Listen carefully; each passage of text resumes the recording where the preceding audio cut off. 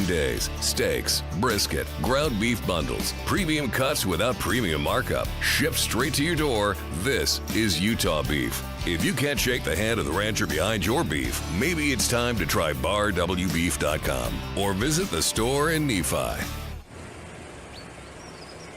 Hey, honey, I was thinking about updating the house a little. A little? You know, new siding, new windows, gutters that actually work, maybe even a new deck. Wait, seriously? Yeah, I called RGS Exteriors. Well, that's a good decision. When it comes to upgrading your home's exterior, the right choice is easy. RGS Exteriors specializes in siding, windows, gutters, and decking that transform the look and protection of your home. Hi, Tim Brown, RGS Exteriors. My family has been building and improving homes in Utah for 5 generations, and taking care of homeowners is something we take very serious. With over 1,300 5-star Google reviews, 21 Best of State awards, and our 10-year workmanship warranty, homeowners know they can trust RGS. Over 200,000 families across Utah have trusted RGS Exteriors with their home, and so can you. Schedule your free estimate today at 801-280-3110, 801-280-3110. Hey, Mammoth fans, the 2026-27 season tickets are on sale now. Be there for every goal, every hit, and every moment of the next season. Season ticket members get the best seats, the best value, and exclusive perks all season long. Call or text 801-325-PUCK. That's 801-325-PUCK to reserve your seats today. Don't miss a moment next season. Tusks up. Are you due for something that actually tastes as good as the service feels? Ruth's Chris Steakhouse is your place. The perfect occasion for all occasions. Great food, ambiance, service. Ruth's Chris Steakhouse, downtown Salt Lake City and Hotel Park City. The KSL Sports Zone and Beehive Meals are honoring people that impact youth sports in our communities. Nominate the youth sports volunteer you know for the Beehive Meals Hero of the Week at kslsports.com/contest. 97.5 KZNS FM Colville, 1280 KZNS AM Salt Lake City, and KSL FM HD2 Salt Lake City Midvale. This is 97.5, the KSL Sports Zone. It's time to get your morning started with the news you need to know. News update. News update. This is what's trending with DJ and PK. Hashtag NBA. My thoughts, of course, is that, we can't forget it's a game. We're just playing a game out there. And I am all for, passion, but to the respect of each other, it's unacceptable. Victor Wembanyama talking about Spurs fans getting attacked by Knicks fans after Game 3. You've probably seen some of the video on social media. I haven't. You haven't? No.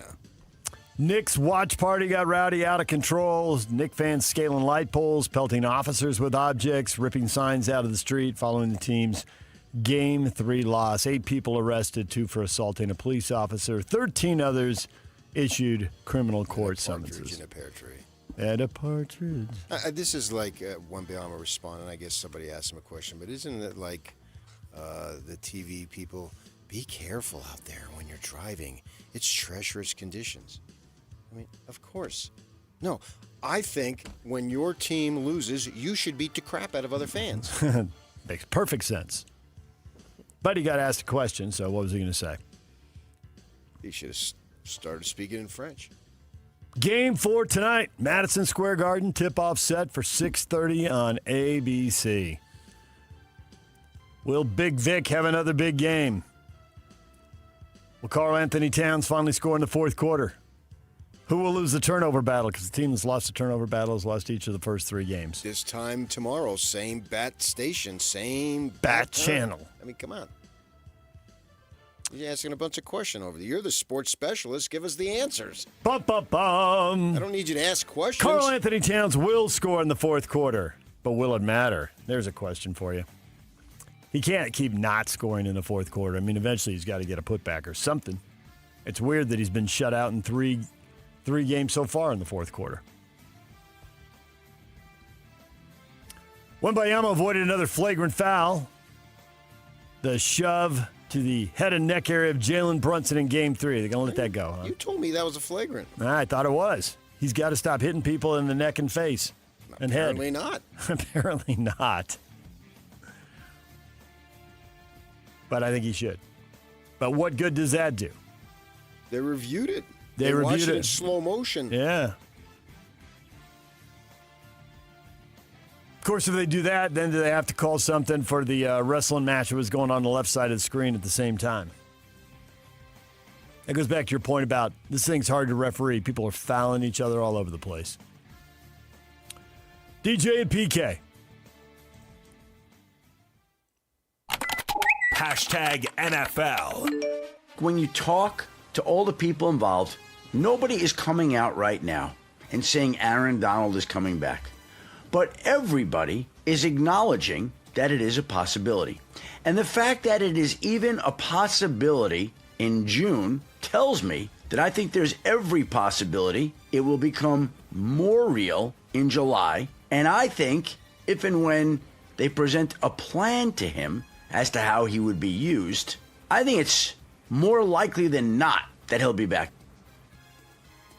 ESPN's Adam Schefter on the chances of Aaron Donald unretiring to join the Rams and push for one more Super Bowl. Man, it could be more, and then I get to the point. He thinks he's going to come back. Yes. Right? Where there's smoke, there is fire, and there's been a lot of smoke around Aaron Donald unretiring. A lot of times in these situations, we see athletes when they have a choice of when they come back for whatever reason, in this case unretiring, but maybe coming back for injury. They hate the dog days of camp. They hate the early days, and they want to avoid them. If you've been sitting out and you haven't been playing for a while, it seems like you might need that a little more. So I don't know how much of that he wants to duck. But it's not surprising he hasn't announced anything in June. You don't have to. You don't have to make a decision until you need to. And he's Aaron Donald, so he can probably wait till July or August. My parents smoked for over 60 years, and not once did we have a fire. Where there's smoke, there is fire, unless your parents are lighting up a cigarette. Cincinnati Bengals restructured Joe Burrow's contract to free up more than $10 million in cap space. The move was needed to facilitate the trade to add Dexter Lawrence II to their roster and beef up at defensive tackle, because that defense was horrific last year. Oh, a sieve. So Brandon Ayuk's just going to say or do something every day until the Niners trade him? He's just going to try to annoy them? Ask him. You're the sports specialist. I think that's what's happening. He took aim at the Niners on social media again. Ayuk calling the Niners stupid and dumb. They mad that they paid me $50 million in 8 months and then voided my guarantees for 2027. And I'm about to be on a new team in 2027. What about 2026? Maybe he'll be on a new team in 2026. I would think he would be. Eventually, they'll take whatever they can get for him. And the other teams probably aren't giving him much because they probably think they can wait him out. 5 law firms representing 98 NFL players have been accused of scheming to defraud the NFL's concussion settlement fund of more than $87 million. An audit revealing this, it accuses firms of working with a handful of doctors to furnish improper Parkinson's disease diagnoses for players, vying for compensation from the fund, which has paid out more than $1.5 billion to former players since its founding. Big pile of money. People doing whatever they can to weasel their way into the big pile of money. 5 law firms accused. DJ and PK. Hashtag college football. What will the Big 12 do? Athletic directors had a call with the commissioner, Brett Yormark. The call underscored the league's athletic directors, except for Tex Kirby Hocutt, are united around the notion that Brendan Sorsby should not be eligible for next season. The call was the first in 3 expected steps to address the Sorsby situation. Tomorrow, the Big 12's executive board will meet with Yormark and review options moving forward, and then a meeting of the Big 12's full board of presidents and chancellors expected early next week. What will they do? What can they do? Well, they can do anything they want. Can they make it stick? Will there be another lawsuit? You're right. They could do anything they want. They could not play them, and then they'd have to expect that they'd get smaller checks from TV networks. So do they really want to do that? If they didn't play them, they would get smaller checks? Well, if 9 games don't happen that the TV networks want to televise. Oh, play them. I thought you meant him.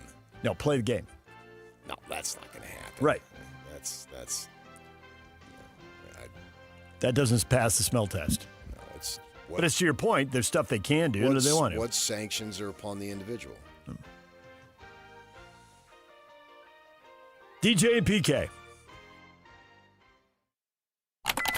Hashtag Major League Baseball. And Freddie Freeman swings. There it is. Hit number 2,500. It's a base hit to center. Freeland comes in to score. Ohtani goes first to third. So Freddie Freeman with a milestone hit. 2,500 career hits for Freddie Freeman. Montgomery hits a fly ball pretty well. Deep left. And it is gone! He's won it! No chance! An opposite way! Two-run homer! Highlights from Major League Baseball. Freeman gets the 2,500 hit there. He's 36, PK. Probably another 3 years to get to 3,000. I'm reading clutch points, whatever that is, and it says the 38-year-old first baseman. Ooh, 38. So that's not to say this is right, but I got here that his birthday is September 12, 1989. Looking at his ESPN bio. Either way, that's still a long ways away. Two different sites say he's 36. I just checked. well, 36. Could happen. But I mean, if that was his goal, yeah, he can get awfully close. I mean, does he need it to get into the Hall of Fame? I don't think so. I would agree with that. It's just a pretty cool round number, an exclamation point to put in your career. 2,500. It is. True it is. There it is. And maybe the goal is you love playing, so you want to play as long as you can, and 3,000 ends up being the result of that. We'll see how long you can play. Yeah, I think he can do it. But I wouldn't stick around to do it. Right. But if he hits the way he has the last couple of years, he can keep playing. Well, I would say the last 15 years. The Dodgers facing Pittsburgh in Skeens. 2-2 game through 6, and then they break it open, batting around, scoring 10 times in the 7th. And they win going away. 12-3, the final. Skeens apparently spent 2 hours playing catch and signing autographs and spending time with Little Leaguers. Made an impromptu stop at some community fields Monday in a Pittsburgh suburb. He said he tried to stay incognito, but failed in that effort. Incognito, not incognito? Incognito. Incognito. Incognito. Yeah, I don't know. You remind me of Richie Incognito. Richie. A Phoenix kid. Oh, he was? Oh, yeah. I remember the name. Didn't know he was a Phoenix kid. A high school teammate of one Ben Criddle. Really? Small world. Criddle grew up in the same housing development that my sister lives in. Oh, really? Bel Air. Multiple small worlds. Yeah. And his father was on the Board of Education when my sister was a junior high or middle school principal. Yeah. So they knew each other. Randy Arozarena, 2-run homer in the 10th. Mariners beat the Orioles 6-5. In fact, Criddle's siblings went to the middle school that my sister was the principal. So we go way back. I will stop at the baseball. There's going to be more Ben Criddle here. This is about three layers of Ben Criddle facts I didn't expect this morning. Chicago White Sox rookie Braden Montgomery becomes the 5th Major League Baseball player since 1900 to hit a walk-off home run in his Major League debut. 2-run shot gives the White Sox a 6-5 win over Atlanta. It's all downhill from here, kid.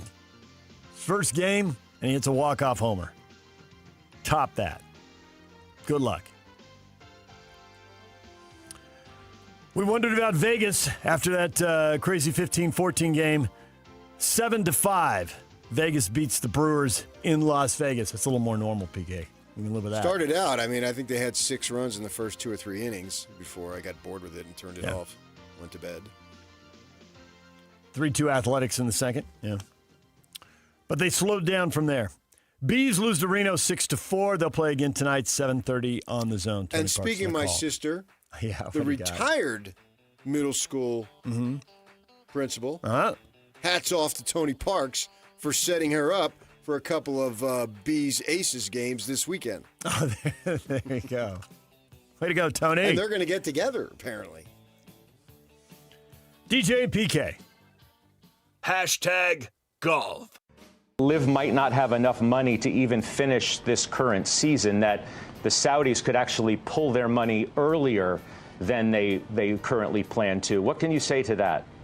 Well, I can say they've been terrific partners so far, and you have to take an incredible organization like PIF at their word, and they've been very public about funding us through the season. So we are full steam ahead. The players are locked in, the management team is locked in, and with advisors like Alex Partners and Gibson Dunn and our new board members, Gene Davis and John Zinman, Ducera's our lead bank, we're pretty excited about where we are. I mean, can you guarantee today that the 4 remaining tournaments on your schedule will actually take place? What I can guarantee is a heck of a return if you come invest in this business. That'd be no. That's Live Golf CEO Scott O'Neill. Q&A. Are they going to finish the season? Meanwhile, the Rocket Classic in Detroit, Michigan will end after this season. The tournament's organizers announced the move's a precursor to the expected overhaul of the PGA Tour schedule, which could begin as soon as 2028. I thought they were going into major TV markets. Detroit's like market 14. That's not major. Or they'll come back with something else. They'll reinvent a stop in Detroit, maybe. I was a little surprised to hear they might be abandoning that market. I can't even guarantee I'll be alive Sunday. All right. Got no guarantees on Detroit. We got no guarantees on Liv. We got no guarantees on PK Sunday. That's a tip of the cap to the 49ers right there. Yeah. DJ and PK. #NHL. Here's a chance against your traffic. Shot, and they score! The captain again! It's 4 games and 4 goals for Jordan Staal. Oh, what a series is he writing! And it's 3-1 Carolina, and that is a power play goal. Jarvis all alone now, back out in front for Staal. A backhand, he scores! He scores again! Oh my goodness! The captain is unreal, is second of the game, and the Hurricanes have got a 4-3 lead with 13:28. Oh, captain, my captain. Carolina evens up the Stanley Cup final. They beat Vegas 5-3. Another game, another blown 2-goal lead. Carolina was up 3-1. Vegas tied it up. But Jordan Staal stumbling, tipping over, swinging that stick like a bat, somehow knocked the puck in. Turned out to be the game-winning goal. 5-3 the final series. 2-2. They go back to Carolina now for Game 5. Mike Folta will join us at 8:30 to explain to us why these two teams with defensive reps can't get stops, PK. Everybody scores 3 goals every game. Nobody's been shut out or even held to 1 or 2 goals. Seemed like a humdrum game compared to what we've had. Well, it didn't have the chaos of overtime, so I get that. It missed that. But basic NHL game. It was still at 3-1 in the second. You're like, all right, Carolina's in control. Maybe this will be a little boring, and Vegas ties it up. And that's what hockey has no momentum. There's no such thing. No such thing. You're always one. It's a game of moments. It's the same thing Pablo comes on and tells us about soccer. It's a game of moments. And you get a moment, and all the momentum switches. You know, Vegas had that opportunity off the face-off right at the end, and it didn't go. But I mean, that's hockey. Yeah. And Vegas had the goal waved off by tenths of a second at the end of the first period. It's a fine game, yeah, but we've had some outrageous games. Yeah. They're off tonight. They'll make way for Game 4 of the NBA Finals, 6:30 on ABC, and then they will be back at it Thursday night. What is trending is brought to you by Shamrock Plumbing. There's no job too big or too small. Get the personal touch with Shamrock Plumbing.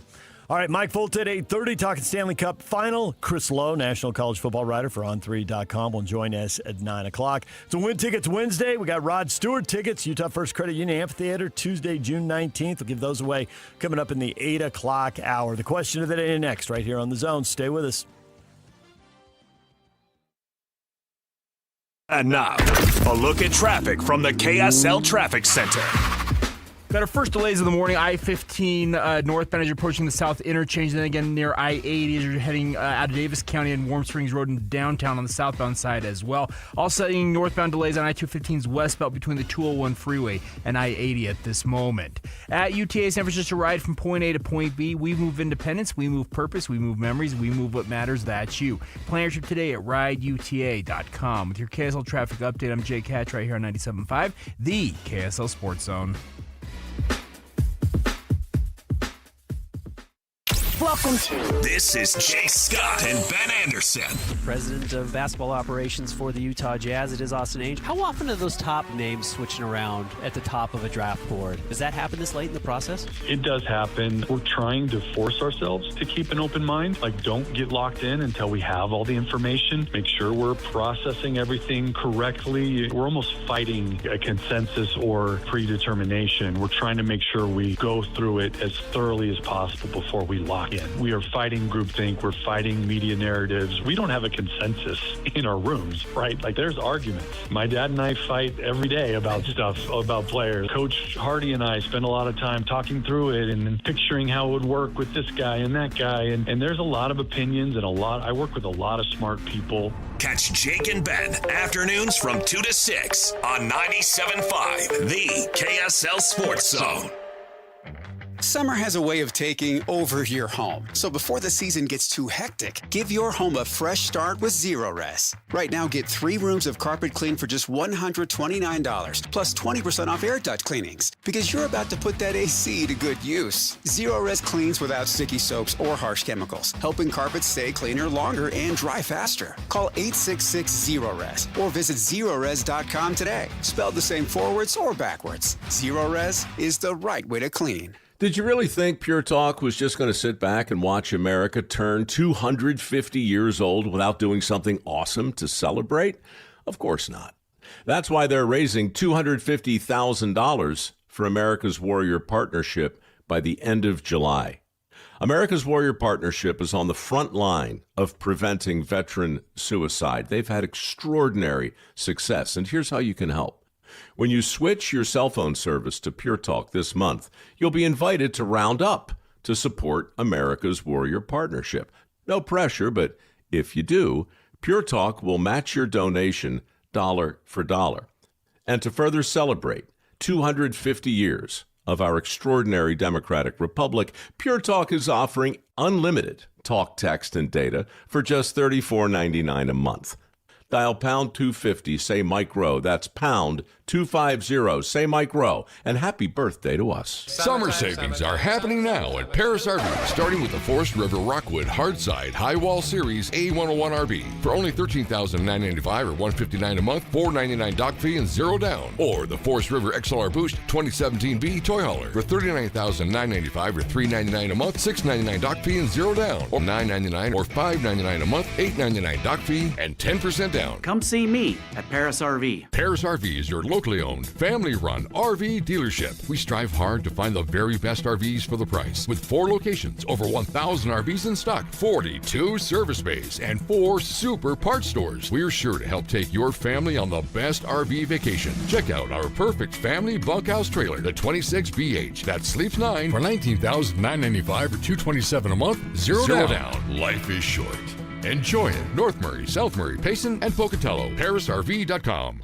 Escape the everyday with a quick trip to Cedar City. Just 1 tank of gas from the Wasatch Front, but a world away in experience. Hike through the cool, refreshing beauty of Canara Falls, where red rock walls and flowing water create a stunning natural escape. Then head up to Cedar Breaks National Monument, where the air is crisp, the views stretch for miles, and the night skies come alive with thousands of stars. And when the sun goes down, step into the spotlight at the world-renowned Utah Shakespeare Festival, where unforgettable stories unfold under the open sky. From outdoor adventure to rich arts and culture to peaceful, wide-open spaces, Cedar City is the kind of getaway that helps you slow down, breathe deeper, and reconnect. So whether you're chasing fresh mountain air, unforgettable scenery, or a night of incredible live performance, it's all waiting for you, closer than you think. Discover the art of adventure. Find your inspiration in Cedar City. Plan your getaway today at visitcedarcity.com. Over 2 decades of sports radio dominance in Utah. My favorite. This is DJ and PK on 97.5, the KSL Sports Zone.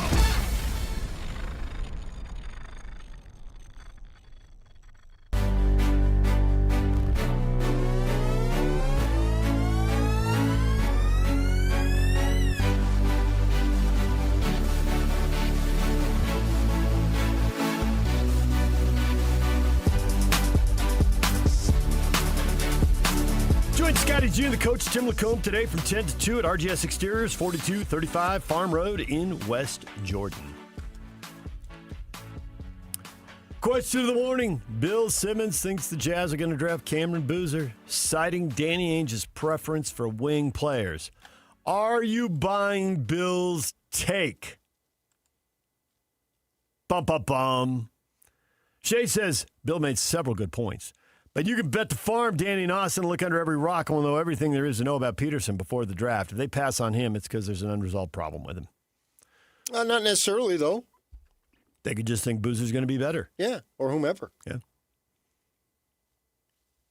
So I wouldn't say that's a guarantee that they think that this cramping or what have you, whatever it might be, that they're not going to get the full return on this extremely high pick. So they could just determine that this is somebody that they feel like is a better player. And I think fit, I don't think you can dismiss fit 100%. And maybe they think our team, Boozer is, say they're close or even, whatever it might be, and you may think, well, we don't want to stifle the wonderful backcourt's development of George and Bailey, and Boozer is going to be just as good, so go in that direction. I mean, if there's a discrepancy, then you go with the better player. If it's a wide discrepancy, then certainly you go with the better player. But if you think they're even, why not go with fit? If you don't think that there's any difference in the production value that you're going to get in return, I think that's plausible. I would always advise, though, to go with the better player if they all believe and the brain trust believes that, we'll just use Peterson as the example, that he's the better player, then absolutely you take him. Michael says, I don't think Boozer is a wing player. He's got wing skills. But see, that's the thing about it. You have to be a perimeter player in today's game. The traditional power forward back to the basket. Not happening. No. I mean, you use that. I'm going to go to the low post and you go to the high post and we'll just camp out. Yeah. Not happening. Right. So he may not be the prototype wing guy, but in today's game, you have to have face-up and extended shooting skills. And I think he does. Brad says, Bill's projecting again. Boozer isn't a wing. He's a power forward who can shoot from three. Okay. Which is the same thing. We're now arguing snakes versus legless lizards. Please give me the fine distinction and go. I have an uncle who loves that line. It's right. totally stolen. You're right on there. But I think then the thing is, and we all do this, all we're talking about is his offense. If you're going to switch everything defensively, how many players can he defend? And you go around who he'd be switching on to in the Western Conference, and okay, how good is he in this situation?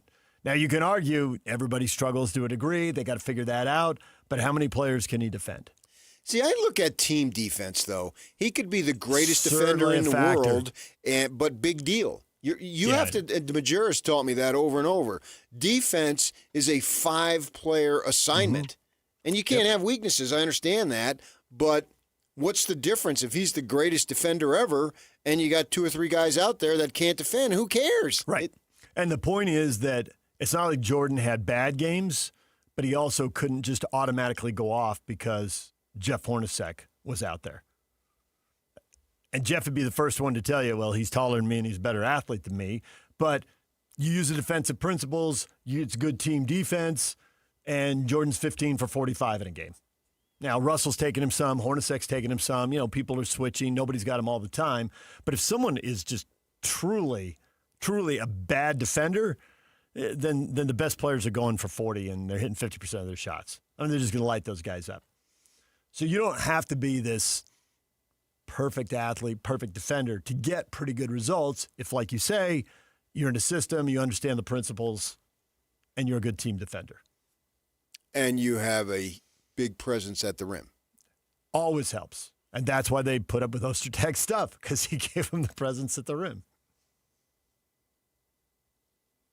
He'd check out mentally for a week or two at a time, but he was always 7'2", standing back there.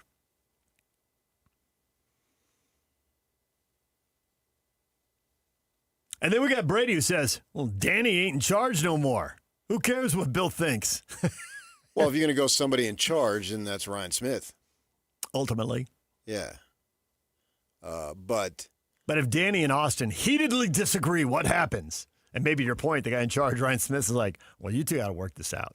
I got to have a little bit of consensus here. Let's go. There's no problem with that, though.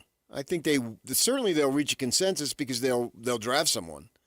And even if they don't reach a consensus, they'll still draft someone. That's where it comes down to veto. And I think a lot of times the Jazz pick, it's been pretty clear they did reach a consensus, but there are a few times where we heard, they really didn't. It's just like, okay, you're in charge, you make the pick. Well, that's okay. The Azubuike pick comes to mind.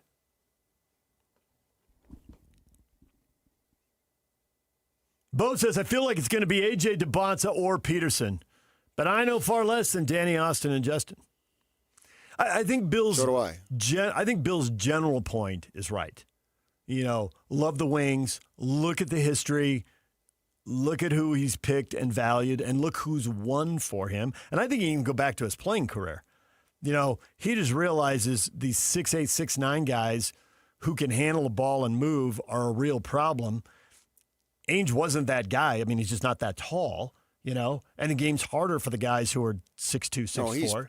And he's tall enough. He is, but the game is harder. Does he generally value the 6'8" to 6'10" guy over the 6'2" to 6'5" guy? Only if they're better, but that's a big duh. Right, but he played, and he was a smaller guy, and he played with Bird, who was a 6'9" guy. I think he's 6'5", 6'6". He's plenty for I thought he was like 6'4", but stand next to him. 6'6" with the afro. No. If you're good, but you're the good. individual. But that goes back to your point. Yes, the individual. It comes down to this player, his skill set. I think Simmons has at least a casual, if not a good relationship with the man because of the Boston connection for many, many years. Yep. So he comes out and says this, and I listened to the whole thing, and he's not trying to. He's beyond. Oh, I got to have a click. Right. I got to have a take, so I get a click. It was a discussion of a level-headed discussion.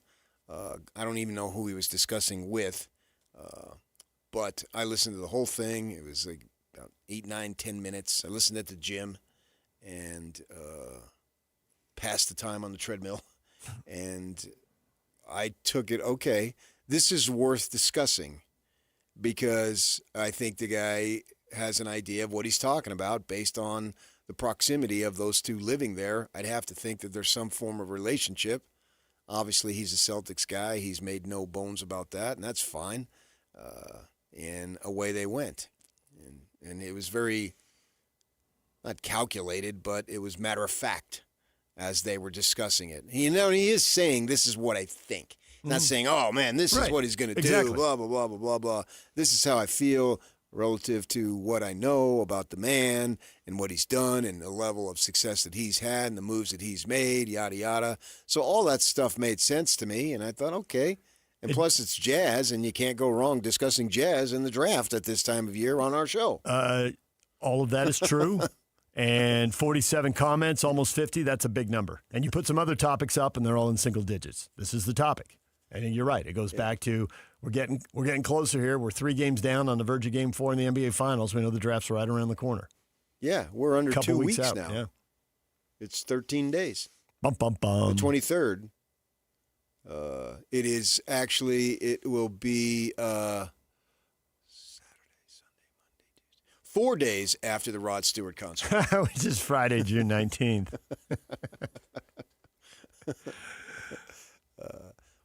So, yeah, you can't go wrong discussing it, and I think that what he's saying is something that needs to be taken into consideration. Even if he didn't say it, it still needs to be taken into consideration. It's a possibility. It is. And it's not necessarily a remote possibility. I'd agree with that. Yeah. But it's going to come down to, basically he was laying the framework for how Ainge thinks, but it's still going to come down to who is the best player, and then you get the medical stuff, and you get these one-on-one conversations, and you get a feel for who's going to get better and who can truly be a dominant player. Yeah, there was projection involved. I don't know that any of them can truly be a dominant player. I'm not sold on any of them. Somebody needs to be, or this draft has been oversold. No, but you could have 5 really good players. And they're truly dominant players. Yes. I got 5 fingers. Give me more. Not fingers, dominant players. I'm fine with all 5 digits. They all do a job. And it's just like defense. They all work together. You really were born to do this. So you're missing one, and you have a hole. You're born a generation earlier. There's no sports talk radio. It literally started at the exact right time for you. Oh, when I first heard it, I thought, that's it. Literally. No joke. When I first heard it, I thought, that is it. Right. But if you're driving across town 20 years earlier doing the same job, there's no there to hear. But you could argue that I could have gone into that sooner and didn't have to go 23 years of daily newspapers. Not that I have any problem doing that. I'm not saying. But I get your point. Give it a career path. When I first heard of sports radio, it was on from 10 to midnight. Right. If you come along in the 60s, there's nothing. You come along in the 80s, you do the newspaper thing and then into radio. Yeah. But if you came along in the 2000s, you might have gone straight into radio. That's what I'm saying. Because it's just up and running at that point. But I'm not complaining. I mean, the path that I took, got to worked for me. It did. And I needed that path. And you got to see and do a lot of cool things along the way. No question. I mean, you're still friends with all the guys from the newsroom that's been torn down in L.A. Right. And my gosh, the stuff you had front row seats to in the 90s were writing here. Yeah. And there. A little bit, not as much, but yeah, absolutely. Well, yeah, you get to sit next to Jordan in the locker room and make sure Jesse Jackson didn't throw an elbow and move you out of the way. Hey, you did your homework early. Like Matt Harpering said, you got to the spot and you posted up. Jesse Jackson and Jim Belushi tried to elbow. Oh, I thought it was Schwarzenegger, but that was at the golf tournament at Riviera, right? I'm confusing your celebrity sightings in L.A. I was in Sylvester Stallone's way at the golf tournament. Oh, a slide, not Schwarzenegger. Can't keep all your. You have been around so many celebrities. He tried to push me out of the way. Well, I'm working in California. I know. It's obvious. But even I was in Santa Barbara. There were celebrities. Not as many. The college roommate I was just telling you about, his little brother came and lived with us one summer and took a job working at this resort. Hey, how was work today? Pretty good. Almost got killed at 10:59 this morning. I'm like, that's oddly specific. He says, yeah, Mick Jagger was in a golf cart coming around the corner trying to make it before they picked up brunch. He was still in his PJs. But I did. I didn't get a Mick Jagger sighting. I staked out. Greg did. Jordan where he'd come, but also the most unusual thing was after Game 3 of this first finals against the Lakers. My job was the Bulls locker room, and I walk in the Bulls locker room, and there's nobody there, and except one person sitting on the cement slab in front of the locker in the old Forum, which is still there, and it's MJ, and he didn't go to the podium, and. Maybe for the last time in his career. Yeah, he didn't go to the podium. And it was, I think, if I remember, it was an overtime game, and they won to go up 2-1, and then they won 4 in a row. They lost the first game, and I'm the only guy there, and he's just sitting there, and I go up and I say, "Are you available for post-game interviews?" Yeah, sit down. and so I literally sit right next to him. And I probably had close to 15 minutes before the crowd realized he wasn't coming to the podium. I have no clue why he didn't go to the podium, but they must have had Pippen and I think that Horace Grant and those other guys at the time. Yeah. And then they closed the interview. The podium stuff is over, and then I could literally hear the feet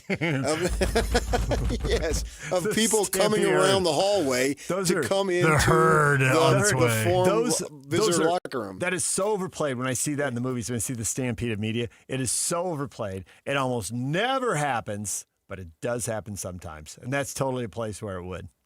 Yes, and then just the amount of coverage that was there. From this is 91 to 97. It changed completely. Oh my gosh. It was such a big deal that the Forum just had the regular media area, which was a decent sized room for the media to do their stuff. And at halftime, Nicholson would come in and shoot the breeze. Now he didn't know me. I was not the Lakers beat writer, but I was assigned to cover the Bulls in the playoffs. And our beat writer actually was a famous dude, the Daily Breeze guy, where when Magic had his speech where he had to retire, he referenced Mitch, and AP put in parentheses Kupchak. It wasn't. It was Mitch Chortkoff, our guy, who had been a long time, he's deceased now, but he had been a long time beat writer, and he was referencing the good times he had with Mitch, and they put in Kupchak, but it wasn't. But that was such a big difference. And what series was the flu game? Was it the first series or second 97. series?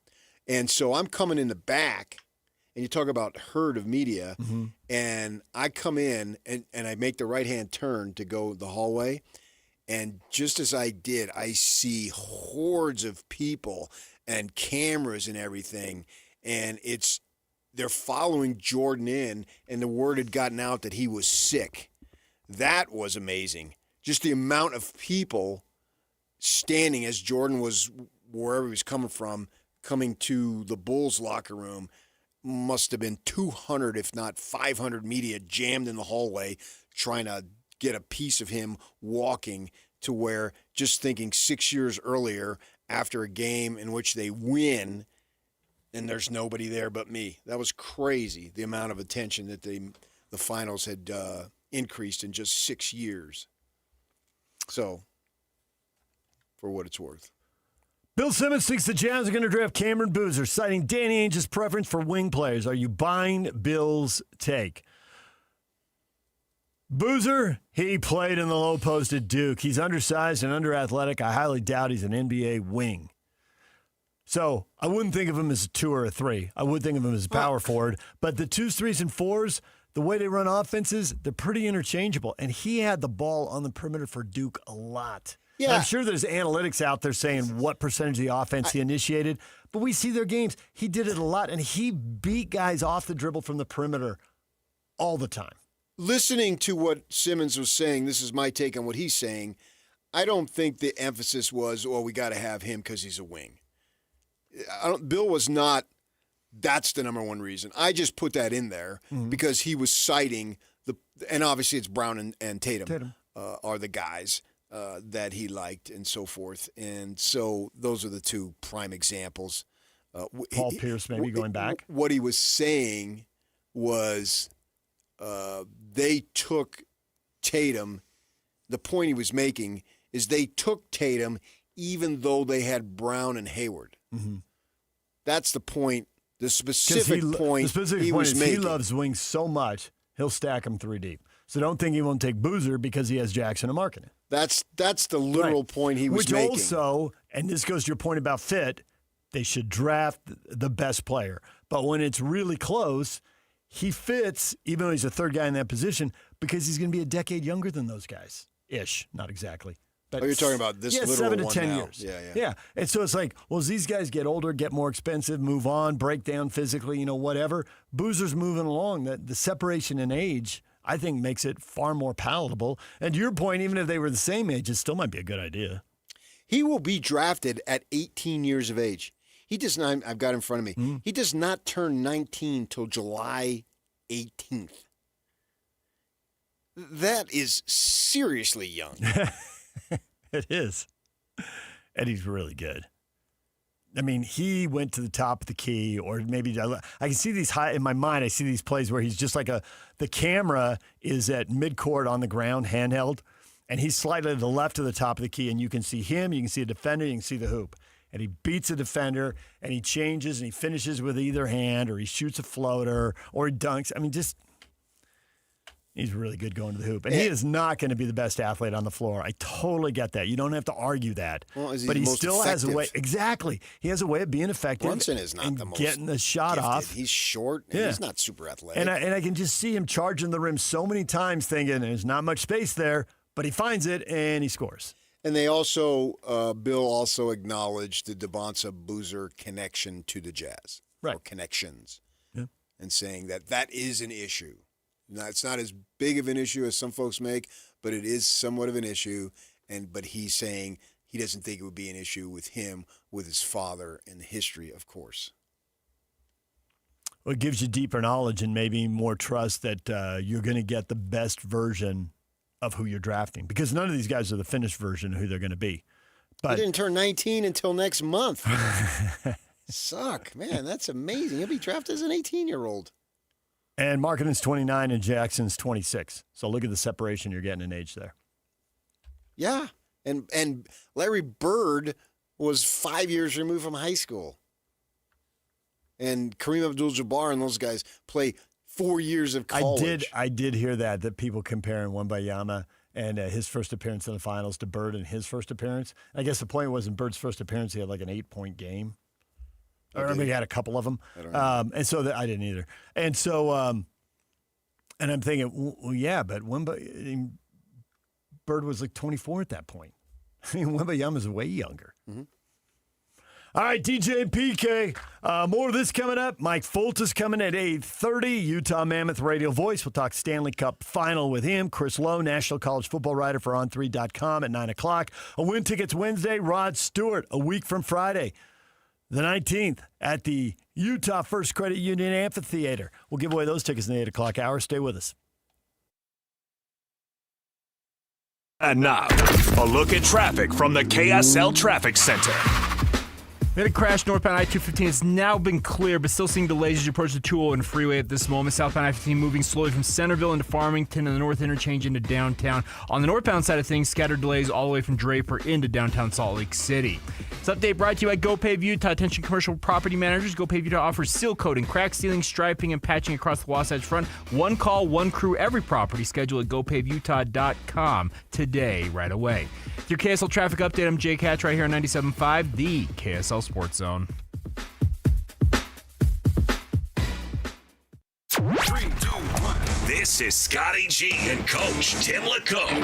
Shehan Jayaraja, CBS, joins us. We're all shocked. I know everybody's shocked. The only people that seem to be happy about this is Brandon Sorsby and Texas Tech coaches and fans. How shocked are you that this went down the way it did? I thought that the case that the NCAA laid out was pretty reasonable. In sports in general, right, there is a bright red line around one thing, and it's that you do not gamble on sports and that you do not gamble on your own games. This is something that impacts the perceived integrity of the sport. The idea that there are people on the playing surface who could be manipulating the game for whatever reason, right? And so that to me remains, in my eyes, a bright red line. This is really one of the first instances in sports, period, professional, college, any level, that we've seen it impacted like this. Catch Scotty G and Coach weekdays from 10 to 2. Presented by Mountain Land Supply on 97.5, the KSL Sports Zone.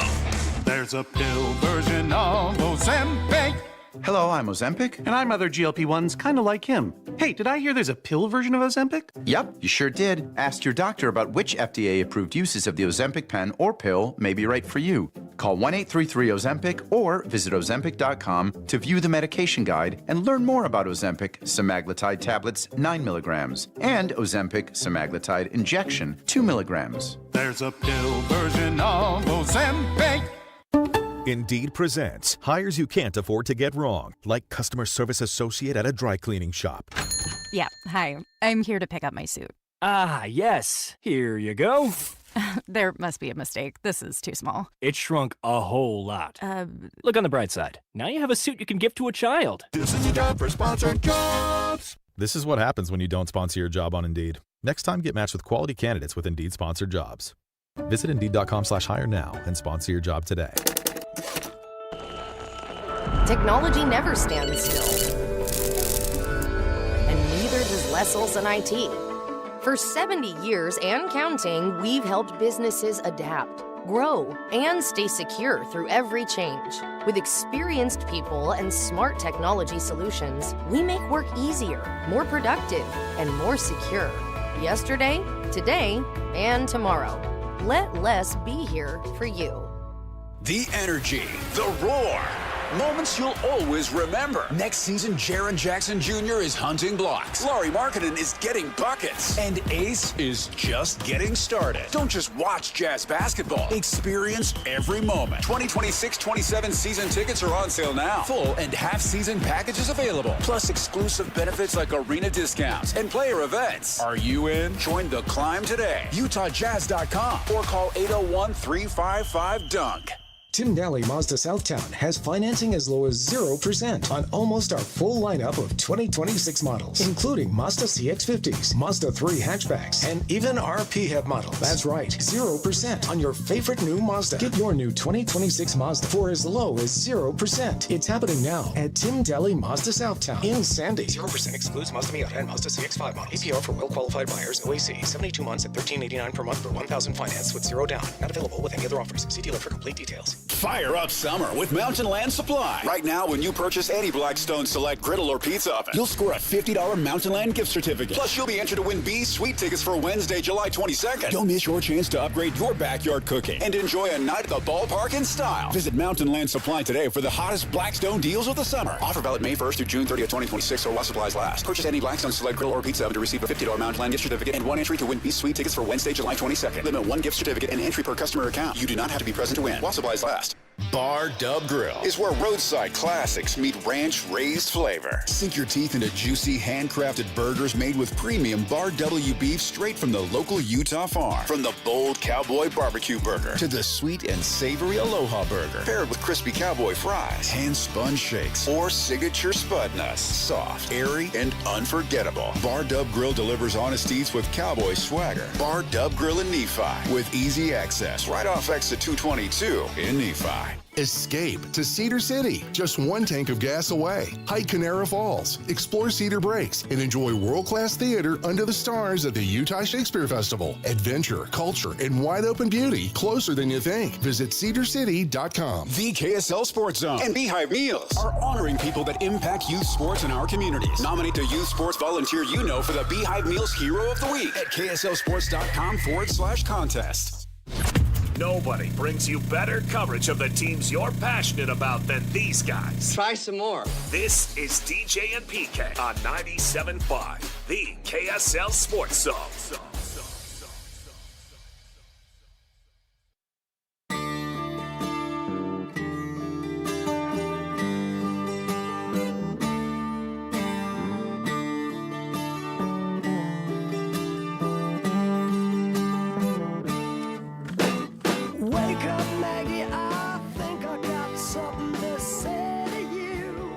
KSL Sports Zone and Beehive Meals are honoring people that impact youth sports in our communities. Nominate the youth sports volunteer you know for the Beehive Meals Hero of the Week at KSLSports.com/contest and listen every Thursday to Jake and Ben for the winner. It's the Beehive Meals Hero of the Week. We're giving away those Rod Stewart tickets coming up in the 8 o'clock hour. Stay tuned for that. A week from Friday, he'll be in concert. We'll send somebody to the concert. NBA Finals. Game 4 tonight, PK. This is when series start to get interesting. Well, I guess if it's a 3-0, then we're kind of giving up on them. But most of them tend to be 2-1. And 2-1 is super interesting because the team that's ahead, it's not over, but you got a great grip on the series. And if the other team comes back and ties it up, especially in this case where it'd be a 4th straight road win, that would be you talk about you were saying earlier, there's just so little momentum in hockey. You're always just one bounce away from feeling completely different.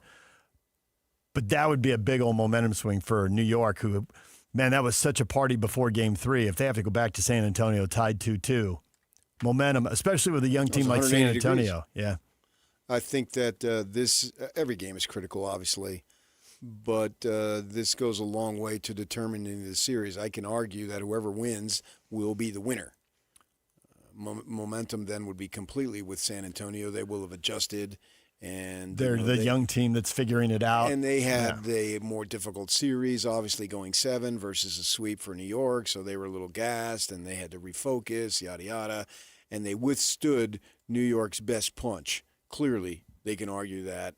And they have every right and fact behind them to argue that. And one of the games that they lost, they missed an open jump shot. And so it could have gone either way, right? So then you can really rationalize, well, in Game 1, the Knicks were fresh and ready to go, and they were exhausted. And since then, look at what we've done. Right. They had time to regroup more and study more and blah, blah, blah. And we're young guys who are figuring it out, and we are indeed figuring it out. And, and the coaching staff, too. He's a young guy. And so at the same time, if the Knicks win, then they got a stranglehold on the series, and you have to win, obviously, only one of three. So not that I don't think it's over in that regard. You're just going 3-1. I think that's still a series. To me, I want to see the Knicks come out. They were running uphill the entire game.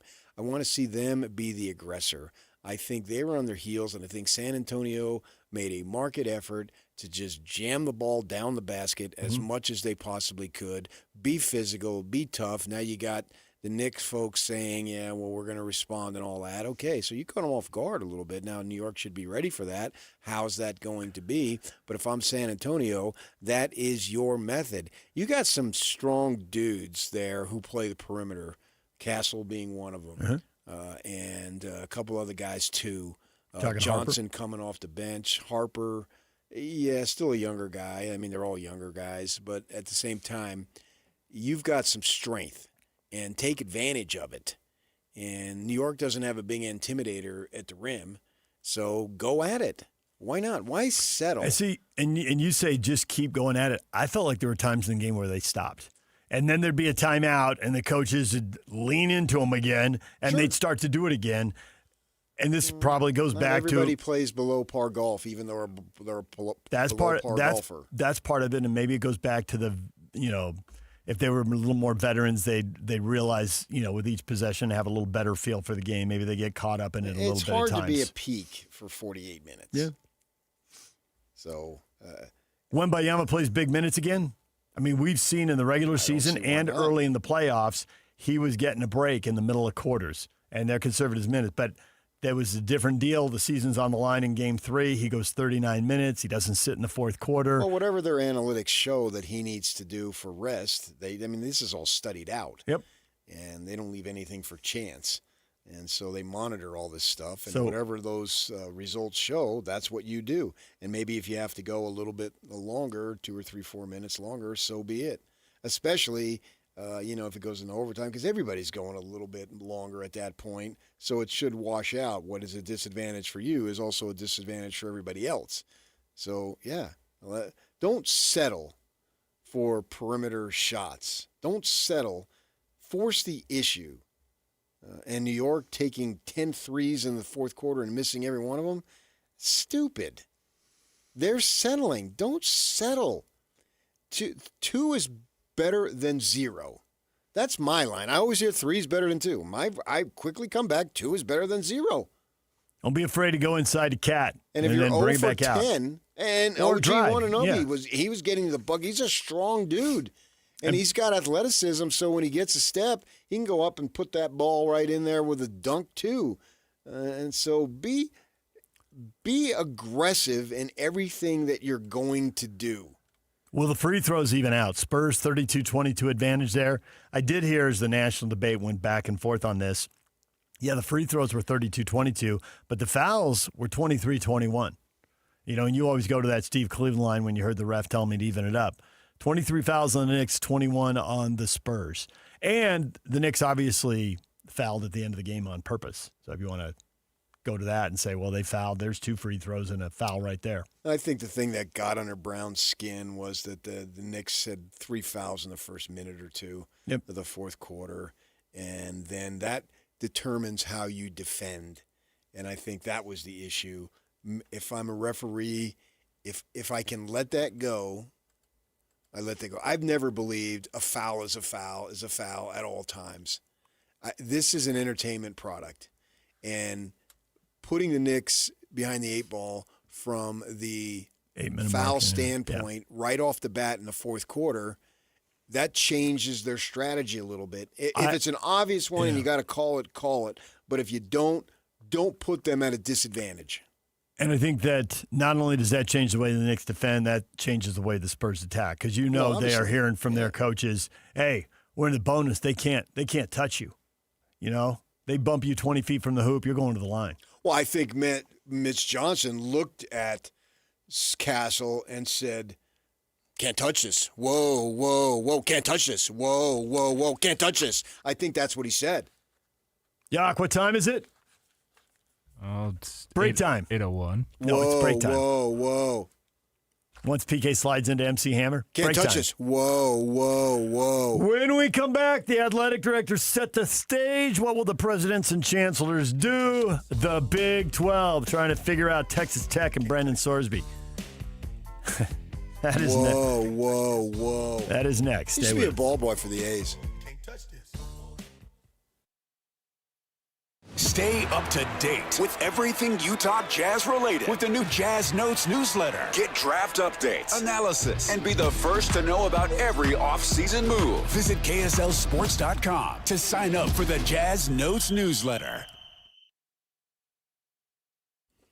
You heard me talk about Trajan Wealth, and I talk about them because I'm a client. I know what they're about. I can speak to what happened to me and see if you like that. Maybe that will happen to you, too. And I also got a testimonial I want to read. You're going to get a company that is interested in you. Last thing they want is a dissatisfied customer. It makes no sense to have a client who doesn't want that, the services that they provide, right? They're going to provide them for you as they do for me. And also, I'm going to read you a testimonial for somebody else. I thought I was in good shape until Trajan Wealth took a second look at my plan. Turns out I was missing some big opportunities. Now I've got a clearer path to retirement and way more peace of mind. They're fiduciaries, which means they always put your goals first. I trust them with my future. You can too. Call Trajan Wealth. That's the thing about it, man. You got peace of mind with your finances. Wow.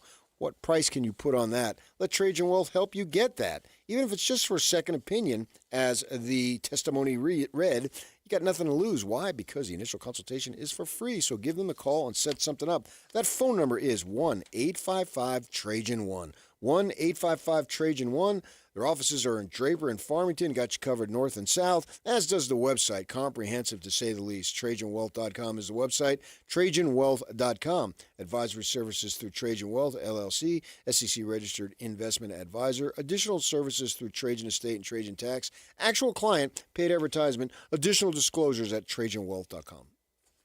Summer has a way of taking over your home. So before the season gets too hectic, give your home a fresh start with Zero-Res. Right now, get 3 rooms of carpet clean for just $129, plus 20% off air duct cleanings. Because you're about to put that AC to good use. Zero-Res cleans without sticky soaps or harsh chemicals, helping carpets stay cleaner longer and dry faster. Call 866-ZERO-RES or visit ZeroRes.com today. Spelled the same forwards or backwards. Zero-Res is the right way to clean.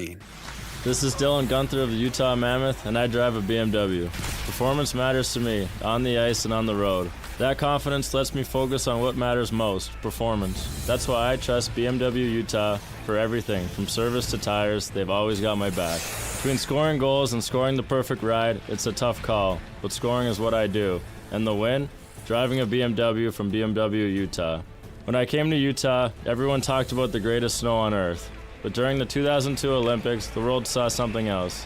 This place also has the best ice on earth. Since moving here, I've done my best to own that ice and live up to that standard. It's about preparation, precision, and trusting what's beneath you every single day. That same mindset is why I chose BMW Utah, because great performance doesn't happen by accident. It's built, maintained, and earned. And I'm proud to work with a local dealer that represents Utah at that same elite level. Proud to be a Utahn, proud to support BMW Utah. Drive elevated. Want to get the latest info on Utah's newest sports franchise? Sign up for the Utah Mammoth newsletter. Get exclusive analysis, plus the latest news and notes on the Utah Mammoth. Sign up today at KSLSports.com for the Utah Mammoth newsletter. Buy gold and put some silver in your pocket. I know what you're thinking. Everything's expensive right now. How am I going to buy gold? It's Ron Paul. Nowadays, a lot of things are out of your control, but there is something you can do right now to diversify your retirement, and it doesn't cost you anything out of pocket. My friends at Birch Gold Group will help you convert an IRA or 401k into an IRA in gold, a time-tested hedge against inflation. Plus, in honor of America 250, Birch Gold is going to give you a special America 250 1-ounce silver round for every $10,000 you purchase by July 2nd. Text the word SECURE to the number 989898 to get a free info kit from Birch Gold and claim eligibility for this limited time offer. Again, text the word SECURE to 989898 today. Hey, this is Chris with JCW's. Are your kids picky eaters? Bring them in and try our chicken fingers or a grilled cheese sandwich. They'll be smiling big in no time. JCW's, quality and a lot of it. 97.5 KZNS FM Colville, 1280 KZNS AM Salt Lake City, and KSL FM HD2 Salt Lake City Midvale. This is 97.5, the KSL Sports Zone. This is Utah's best coverage of the Utes, Cougars, Jazz, and Mammoth. Here we go.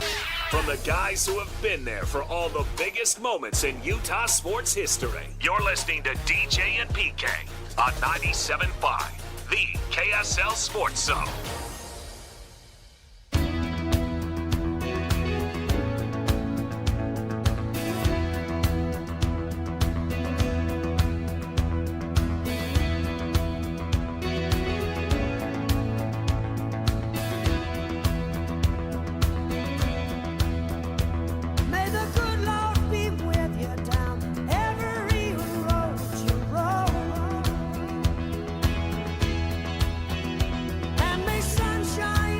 DJ PK, it's 97.5, the KSL Sports Zone. All right, what's the Big 12 going to do? That is the question. Brett Yormark issued a statement about conversations with Big 12 athletic directors who really believes the conference will do anything to Texas Tech. The ADs meet. I didn't really expect anything definitive out of that. I assumed that they are setting the table, coming up with options for the presidents, trying to guide the discussion, knowing full well something of this scope is going to be made above their pay grade. Oh, I expected more. Oh, did you really? It was a... I didn't expect anything at all. Well, not action, but statement. The statement said nothing. We met. Great. And we're going to keep that confidential. BFD. Yeah. No, I wanted, this is egregious, and we're discussing ways to take action. That's what I wanted. You don't have to tell me the action. I get what you're saying, but the statement was too vanilla. It was too bland. It doesn't give me confidence that they got the stones to do anything.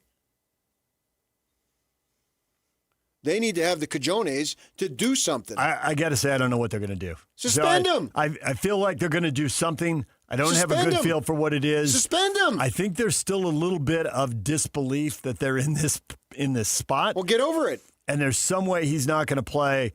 I wonder deep down if Texas Tech really wants him to play, or if they're like, hey, we were going to back our guy, and then we figured the judge would swat him down, and it'll be taken care of. They got a Fort Worth judge, and where does Cody Campbell live? Fort Worth. Come on. Does he own all of Fort Worth? Fort Worth is a big place. And he's got a big say.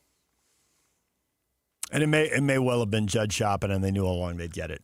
But I do wonder how much is a little disbelief, and now they got the whole college football world, giving them the evil eye, the side eye. And they're going to say, screw you. They may well. This is their moment. It's Mark Cuban. Any publicity is great publicity. Everybody knows about Texas Tech now. No one's going to save you now. You got to figure out what you're going to do. This is a boon for Cody Campbell.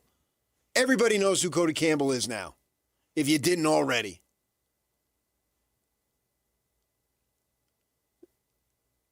They didn't think that it didn't dawn on them that they might win it and he might be reinstated and there might be blowback. Then they're really stupid. No, I don't buy that at all. Logan says Texas Tech is the favorite child.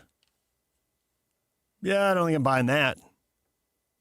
You think the Big 12 is thinking they're the favorite child? Hey, we're going to pretend to be all up in arms, but this is just going to get them ready. They're going to have a better team and they're not going to have a better team. I know, I agree, but why else would you call them the favorite child? What is Logan thinking here? I don't know. You'd have to ask Logan. Patrick says, what are they going to do? Leave for the Pac-12? Patrick says, do something to Texas Tech. They're going to have to take it. Suspend them. That's the only thing you can do. We can make them run around the block, write on the board, I will not gamble, do push-ups, community service. None of that matters. Right on the board. This is about winning at all costs for Texas Tech. Go look. Anybody who's defending it is a Texas Tech fan, or it's a media guy. The media guy in Dallas who's on some of these shows, he's there, what's the big deal? Yeah, I get it. You're contrary. That's a thing. And so here's your chance to be contrary. Good for you. Way to go.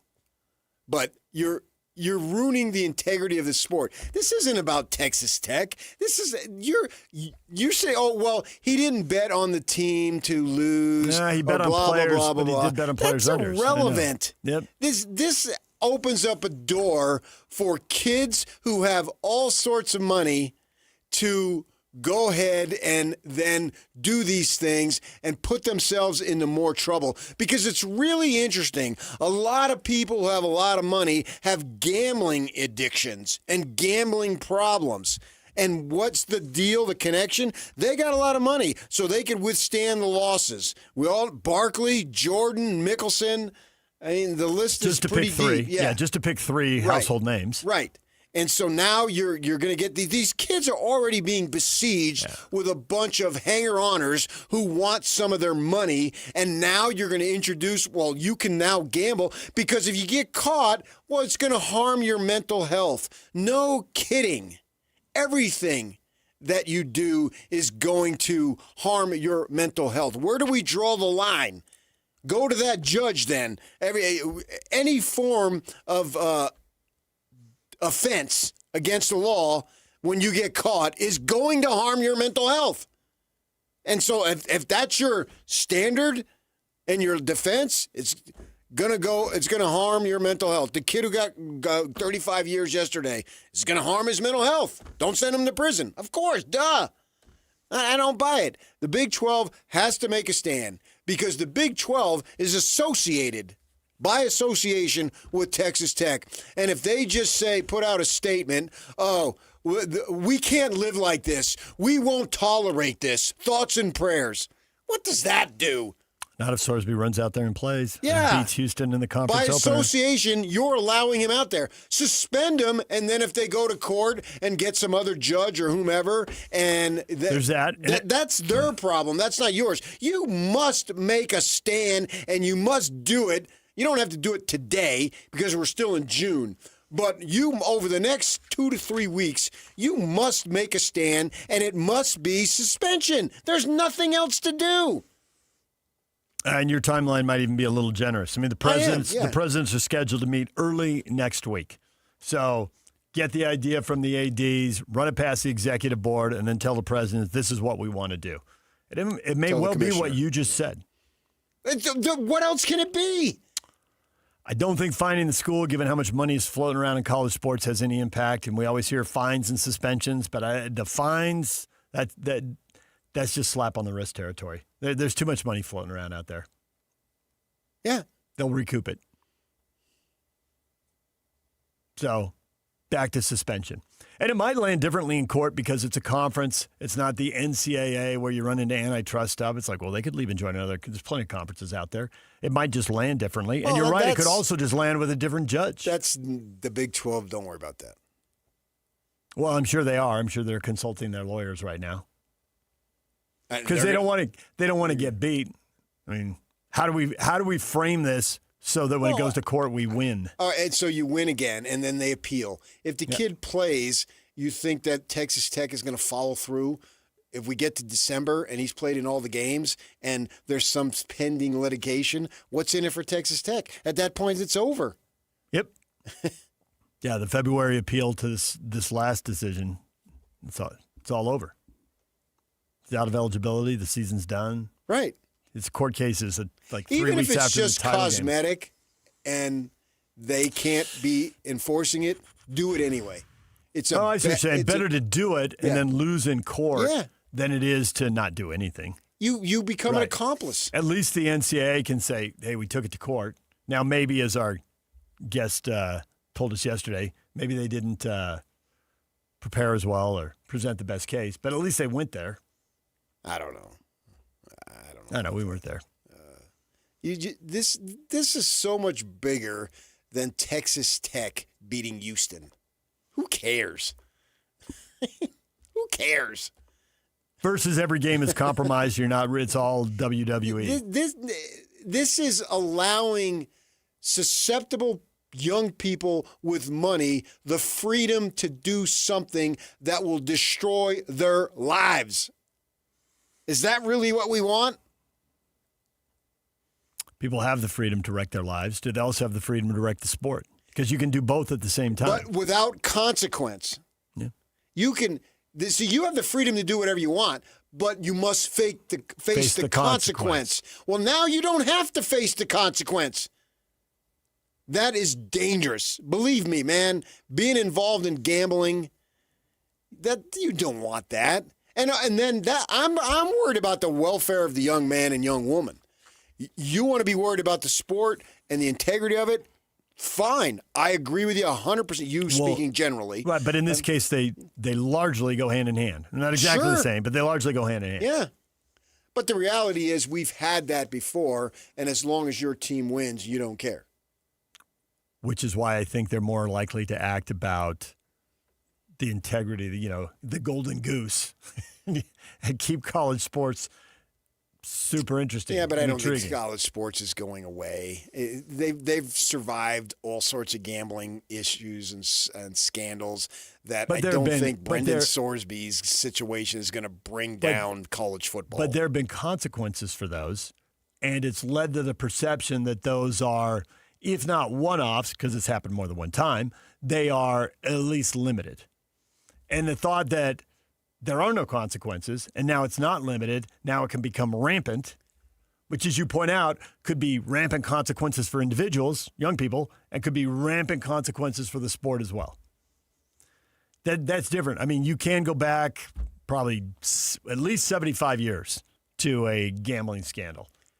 There's still going to be the overwhelming need. College football is the second most popular sport we have in our country, and Saturdays and so forth. There's so much money at stake. Brendan Sorsby's situation is not going to put a dent into that. But you're going to have to do it and be aware of it with individuals. And it does permeate it. I don't think it'll cripple it. It could dent it.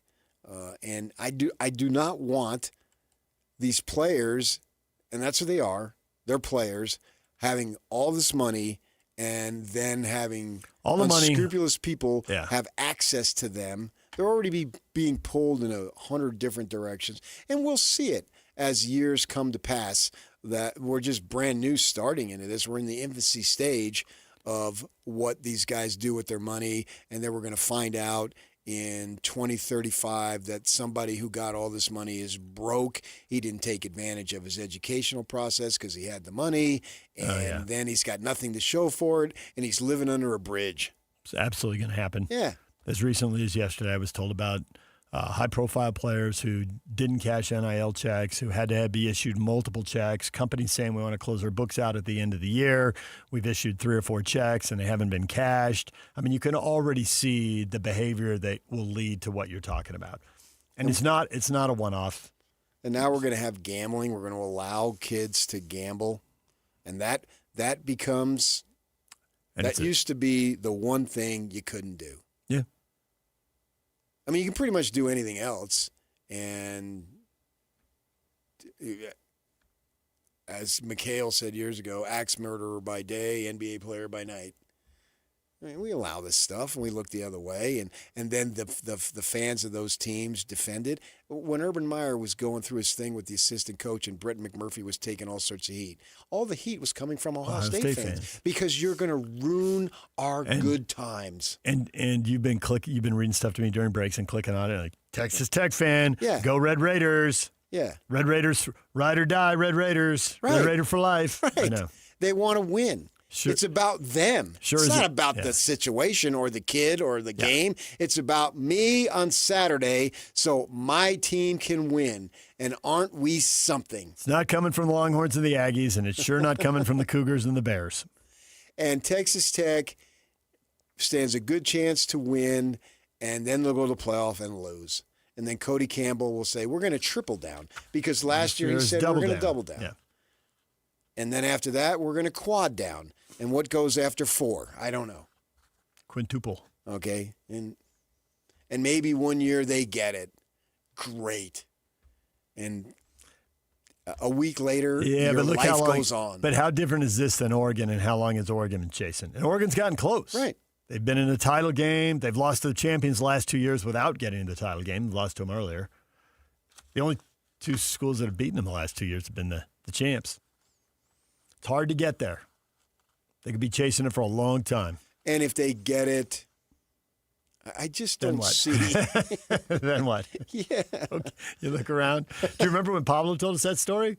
It's one of the reasons we love having Pablo on, because all these stories, you can cross-reference them. He said he won the title. They won the MLS Cup in Colorado, and his phone blew up, and everybody's reaching out. And he says after about a week, it got real quiet. He looked around and he goes, well, better get on the bike and go running and get ready for next season. Yeah, after I'm a not week, discounting it because it's awesome. It is awesome. And you have the parade, and you have all the high fives, and you do have all the texts and the dinners and all that. But then, like, after a week, But you can have those experiences along the way. And I point to the Ute fans in the first Rose Bowl and interacting with them, or in the Fiesta Bowl, or in the Sugar Bowl. I covered them all. Or in the Final Four. I covered them all. Yeah. And it was awesome. And wouldn't every Ute fan, wouldn't you take the Final Four, as painful as that was, that NCAA run, or the Rose Bowl, seeing them at the parade, taking pictures with them and talking to them, and you lost the game by 3 points. Okay. Yeah. Great. It sucks that you lost, but the experiences that all those people, tens of thousands of people had, and how they're at the Rose Bowl and they were getting claustrophobic because it's an old stadium and the walkways, the tunnels to get out to the actual stadium, the playing field, was jammed.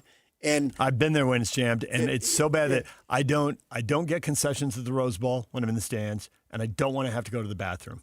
I do that tunnel one time to get in. This is literally sold out. And one time to leave. I've been there for USC, UCLA when it's sold out. And one time to get in and one time to leave. And when I leave, I just sit in my stands and wait. Bathroom. I don't have anything to eat or drink. I'm not doing that. That thing you were freaks me younger out. too. I was younger. That's a fact. You get older, you got to go to the bathroom. I'm not.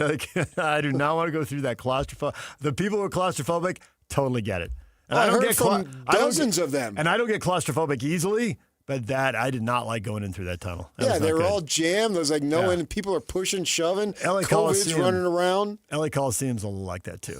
I don't like that vibe. Don't like it. Yeah.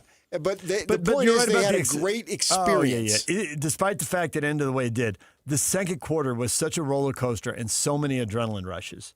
I mean, you had 2 plays of the season, and they happened in the same quarter. You could go a whole season without a play as exciting as Cam Rising on keeping it on 4th and 1, breaking through the line, stumbling, tripping, bumbling, breaking into the open. Doing 360s. Yeah, doing a 360, spinning, and then 60 yards to the end zone. Yeah, it was awesome. If that happens one time in a year, I don't even think that was the best play of the quarter because you got Covey's return. And he's going sideways. Sometimes the return, the guy never breaks stride. You can tell by the way he's running, like he sees the lane and he knows. But he's zigging and zagging and trying not to get tackled at the 20 to 25 He's 30. 5'8" white guy. And then finally, from Utah. Yeah, and then finally at like the 35, he turns on the afterburner and he's like, he finally sees the path. And then it's his foot, and he's running to all the Ute fans. And their arms I are had out to like keep my cool in the press box. Oh, yeah. The newsroom erupted. And the Cougar fans were erupting. It was unbelievable. It was. Yeah. And it immediately was preceded by a long touchdown pass. It was immediately followed by a long touchdown pass. I mean, Ohio State was making big plays at the same time. So I think that awesome Texas Tech needs to step back. I would like to see them. I think they would gain far more respect in the world. Find a way out. Yeah. Find a way out. It's like, okay. But the one person there is a right and wrong. But the one person who doesn't want a way out has a lawyer and just won the case. So I think everybody's looking around for a way out. I don't know if anybody sees it. Yeah, but now if he were to enter himself in the supplemental draft, it would be, okay, I've learned my lesson, and I'm going to take a consequence. I actually think that would help him in the eyes of the NFL. I can see your point there. I could have played in college. I won in court. Yeah. But I'm just going to go ahead and take some medicine here and move on because I've learned from it. Right. But does he have a PR person in his ear saying that? I don't know. DJ and PK, that'd get everybody off the hook. Brett Yormark would breathe a deep sigh of relief. Mike Folta, Utah Mammoth radio voice, SCG Media, coming up right after the break. Stanley Cup final, another wild, high-scoring game. Stay with us. We'll talk with Mike about it next. And now, a look at traffic from the KSL Traffic Center. Northbound delays, obviously solid from Midvale into South Salt Lake. Southbound delays out of Davis County are slow and go from Farmington all the way into downtown. Also slowdowns I-84. Weaver Canyon as you head eastbound from Highway 89 into the Mountain Green area. Also a city street crash in Clearfield on SR 193 at 1000 West, causing delays for eastbound drivers there. So be aware of that if you're out and about this morning. Doug Smith delivers service you can trust. Expert maintenance, oil changes, and more. Fast, friendly, and easy to schedule in American Fork, Spanish Fork, or Linden, or at heydoug.net. With your KSL traffic update, I'm Jake Hatch right here on 97.5, the KSL Sports Zone.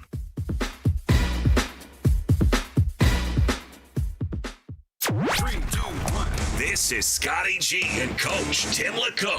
Shehan Jayaraja, CBS, joins us. We're all shocked. I know everybody's shocked. The only people that seem to be happy about this is Brandon Sorsby and Texas Tech coaches and fans. How shocked are you that this went down the way it did? I thought that the case that the NCAA laid out was pretty reasonable. In sports in general, right, there is a bright red line around one thing, and it's that you do not gamble on sports and that you do not gamble on your own games. This is something that impacts the perceived integrity of the sport. The idea that there are people on the playing surface who could be manipulating the game for whatever reason, right? And so that to me remains, in my eyes, a bright red line. This is really one of the first instances in sports, period, professional, college, any level, that we've seen it impacted like this. Catch Scotty G and Coach weekdays from 10 to 2.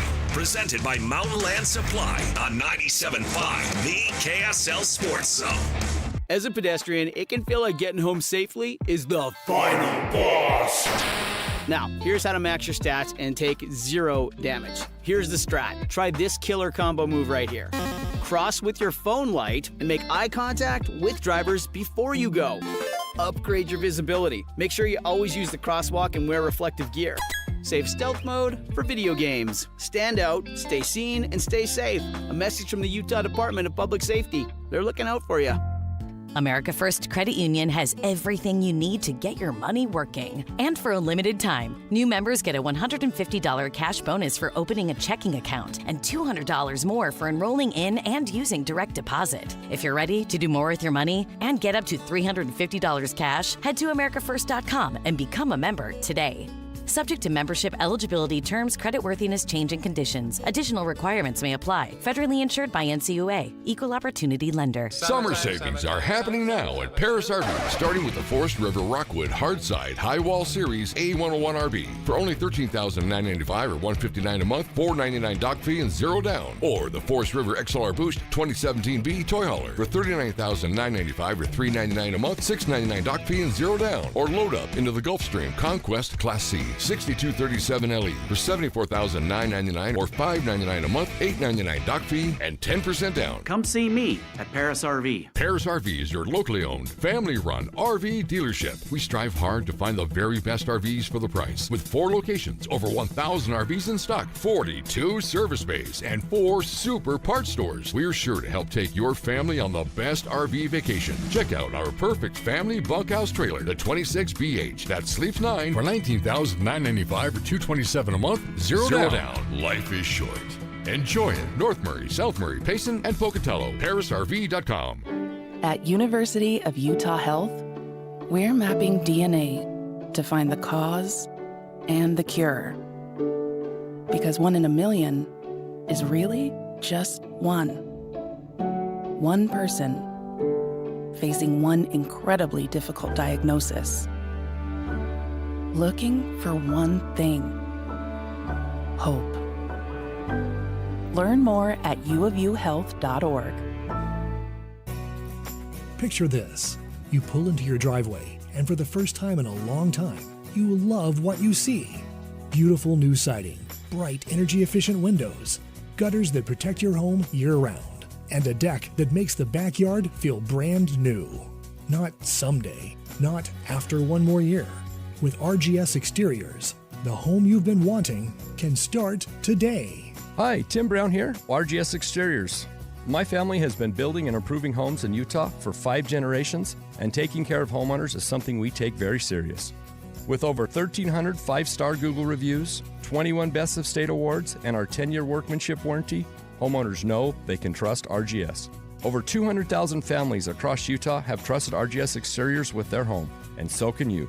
Schedule your free estimate today at 801-280-3110, 801-280-3110. Hey, this is Chris from JCW's. If anything rivals our burgers, it's our bacon. It makes the perfect combination with our guacamole, jalapeno, or our hickory barbecue burgers. JCW's, quality and a lot of it. Over 2 decades of sports radio dominance in Utah. My favorite. This is DJ and PK on 97.5, the KSL Sports Zone.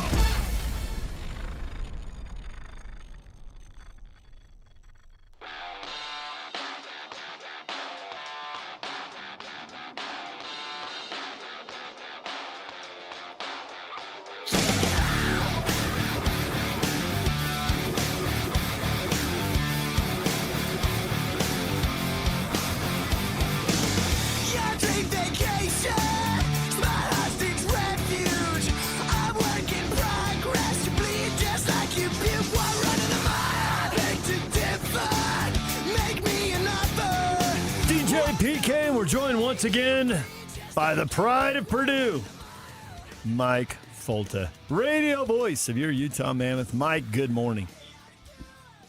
Good morning, fellas. Hope everybody was up watching Game 4 of the Stanley Cup Final last night between Carolina and Vegas. It has been an incredible series, and we had another incredible game last night. So I'm enjoying being a fan, fellas. Another game, another 2-goal lead blown. Haven't you been calling games and thought, 2-goal lead, this is going to be really tough? And this is automatic. And these teams are supposed to be really good defensively. Are they so good defensively they're creating the turnovers that are leading to all the goals? Is that the problem? I think there's an element of that. I think more than anything, you've just got two really good teams that are both playing with desperation, that both have big players that are coming through in big moments. For Carolina, it's been their captain, Jordan Stahl. Another 2 goals for him last night. I think he's the oldest player ever to score in 4 straight Stanley Cup final games. He's 37 years of age. And then on the other side, you've got clutch players like Mark Stone and Brett Howden and of course, Mitch Marner for the Golden Knights, who is the front runner to win the Conn Smythe, the playoff MVP. But I think it's just been incredible theater. And the fun thing about it for me is that, like, everywhere you look up and down the roster, you've got players on both sides who are making incredible plays and then making mistakes. Nobody has been perfect in this series, and that's why we're tied at 2. Oh, yeah, you're channeling Torts. Is that what they call him, Tortorella? Yeah. Yeah. He says the frustrating part for me is they didn't earn their winning goal. He's referring to the bad turnover that led to a Seth Jarvis chance. Was stopped by Carter Hart. And then he said, right after that, we made another mistake. We leave the front of the net. Oh, my gosh. Now, this is PK speaking. How the fetch can you leave the front of the net? Isn't that basic hockey, Mike? Is that PK or is that like George Costanza right there? Jerry, how do you leave the front of the net, Jerry? The front of the net. It is crazy because both teams are so good at defending the front of the net. Like, that's Vegas' thing. They defend the house. They'll let you possess the puck a little bit. We saw it when they played Utah in the first round. The Mammoth at times had trouble getting to the inside of the ice, as we call it, that area right in front of the net. But, yeah, Vegas has been, like, as good as the Golden Knights have been in big moments, and they're so poised throughout games. They never seem phased. There's never any panic. And for all of that, they have been so imperfect that, that's why they trailed Utah in the series. That's why they trailed Anaheim in the series. That's why they're tied at 2 right now with Carolina.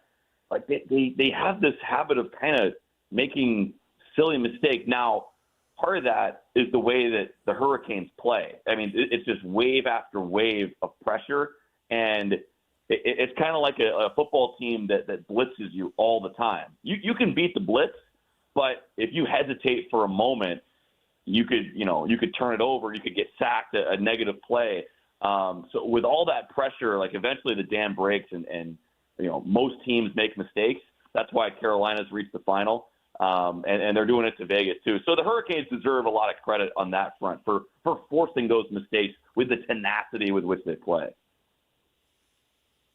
How much did you enjoy what turned out to be the winning goal? I mean, you're just talking about sheer effort, stumbling, tripping, lunging, falling to the ice, and somehow slapping that puck into the back of the net. It's not the prettiest goal, but in a way, it's gorgeous. It was incredible, and somewhere that's going to be framed, that still shot of Jordan Staal on the ice, knocking that puck in. That's going to get framed, and it's going to be in a bunch of Raleigh man caves.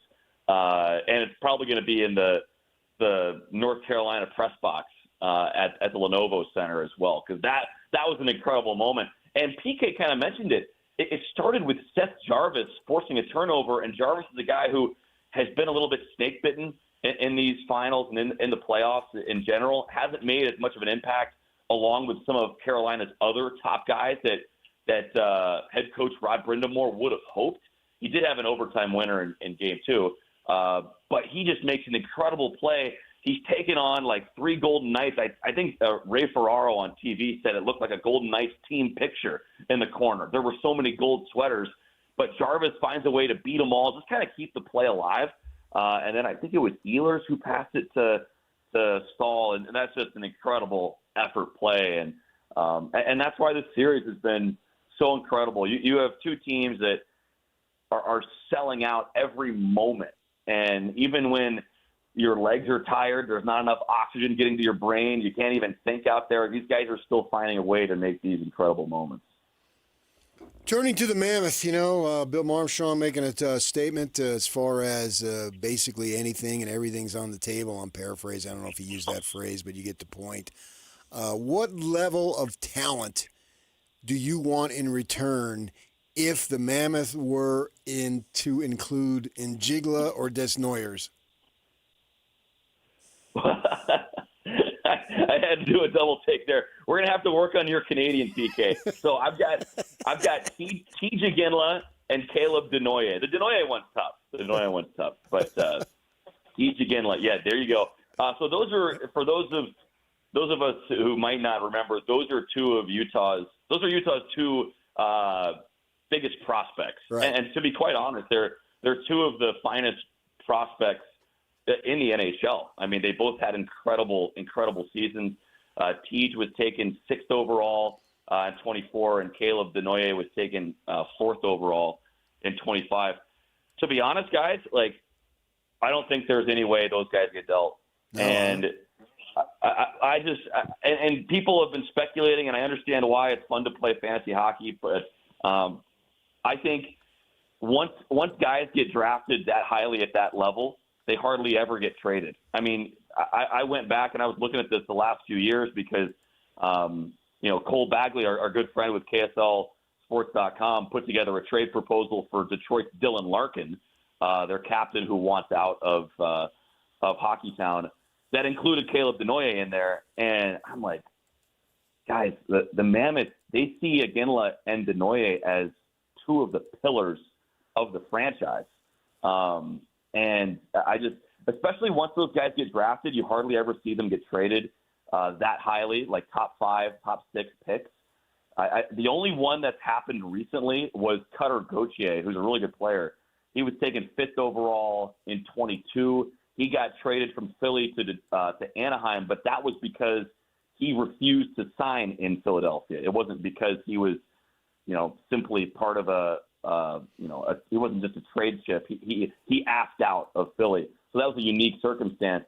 But you hardly ever see those high-end draft picks get traded after they're drafted and before they reach the NHL. And I think part of that's because nobody is higher on those guys than the team that drafted them. Like the Mammoth are the team that see the most value in Iginla and Denoye, I'm willing to bet. And they see those two guys as big parts of the future. So I expect Bill Armstrong to be wheeling and dealing like he does in the summertime. But I would be shocked if one of those two guys is part of a trade. And if they are, it's a king's ransom coming back to the Wasatch Front. I totally see your logic there. And we hear how deep their how deep the Mammoth are in prospects. Is there a point where they've got so many prospects and only so many roster spots, and they got a bunch of other guys penciled in, that they need to trade some of the prospects? Maybe not the top two, but do they have other guys you think might need to move along just because the sheer math of it doesn't work? So go get some value now, and if you trade 2 or 3 prospects, as long as it isn't the top prospects, for a vet who can play right now, somebody in their prime, not only does it make sense, they almost have to do it. Are they that deep? Yeah, I don't know if I would say they have to do it, but like that's asset management, right? Anytime you have a war chest like the Utah Mammoth do, and you can only sign 50 contracts. Like there's 20-something contracts, guys that are on the NHL roster. There's other contracts of guys who are in the minor leagues, but it still counts as an NHL deal. You can sign 50. So the Mammoths are close to that right now. So there's only so many more guys they can sign to a deal. But yeah, at some point the math dictates that you move this guy or move that guy, or there's not enough room in your system. But honestly, guys, like I think this training camp's going to be a war. Like I think they want these young guys to compete with each other, and remember that competition is healthy too, and iron sharpens iron. And if you have a lot of these prospects competing with each other, like that's going to bring out the best in them at camp and during the summertime when they need to be working. Like that pressure is good. And so I think you're okay if there's a little bit of overflow where, some of those high draft picks don't quite pan out, or they don't get as much of an opportunity. And also remember this, Bill Armstrong's a guy who believes in letting prospects bake in the minor leagues. Like he will throw that casserole in the oven until it is crispy brown. So there is no problem for Bill Armstrong with letting a guy stay in the minor leagues maybe a year, a couple years more than what other teams would. So you can't really ruin a hockey prospect by having them play in the American Hockey League too much. It's a very competitive league. It's a hard league, and you can learn a lot of things down there. So. Yes, I do think like at some point you start trading the future assets, whether it be a draft pick or a prospect, for players now. But I think having an overabundance of prospects is not an immediate concern because of the competition and because you can let those guys bake for a little bit. Well, baking, that's more of the winter thing. And in the summer, we've got grilling. Do you like your hot dogs a little charred when you grill them or what? I can do a little char, yeah. I don't mind that smoky flavor. You get some of the grill residue on there. Yeah. I had a great health missile at Davis County Golf Club the other day. Very well done with a quality bun as well. I believe I just heard the phrase health missile. You walk in, you pluck it off the roller, and you feel your cholesterol go up. Well, yeah, and I appreciate you pointing out the quality of the bun because that's important. It goes hand in hand. But and I respect you, Mike, greatly, and I love having you on. But I could change my mind if you tell me you put ketchup on it. I am a mustard and relish guy. I love you even more, Mike. Yeah. There's no need for tomato juice. on freaking men. That's all sugar, chemicals, and red food coloring. there's no tomato in that. I mean, Mike, we're family now, buddy. Yeah, I used to be a ketchup guy, like as a kid, but then I grew up. Right. And right. You came to your senses. Like I've seen people like just put ketchup on their hot dogs. I'm like, why don't you just dip it in water? Wait a minute. So it's not. So no relish, mustard, no relish with the ketchup? Yeah. Wow. Yeah, it was just ketchup, and then no other condiments. I think that's Looney Tunes. Yeah, those are Joey Chestnut, by the way, I think he lives in Westfield, Indiana, which is like 15 minutes from my hometown, like right across the White River. So not surprised that he's got Midwest ties.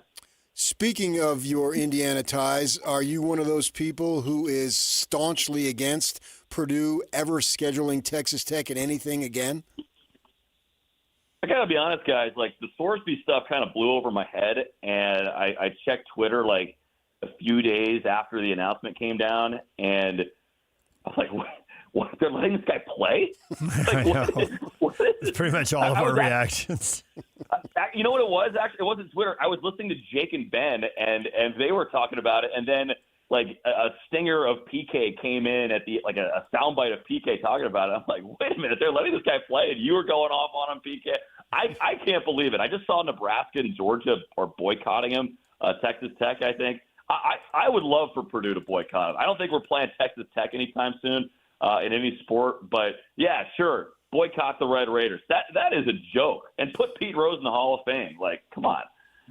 Yeah, I'm with you, Mike. I knew that I would be because you don't put ketchup on your hot dogs, so I knew right off the bat we had a lot in common. And I mean, what a precedent it sends.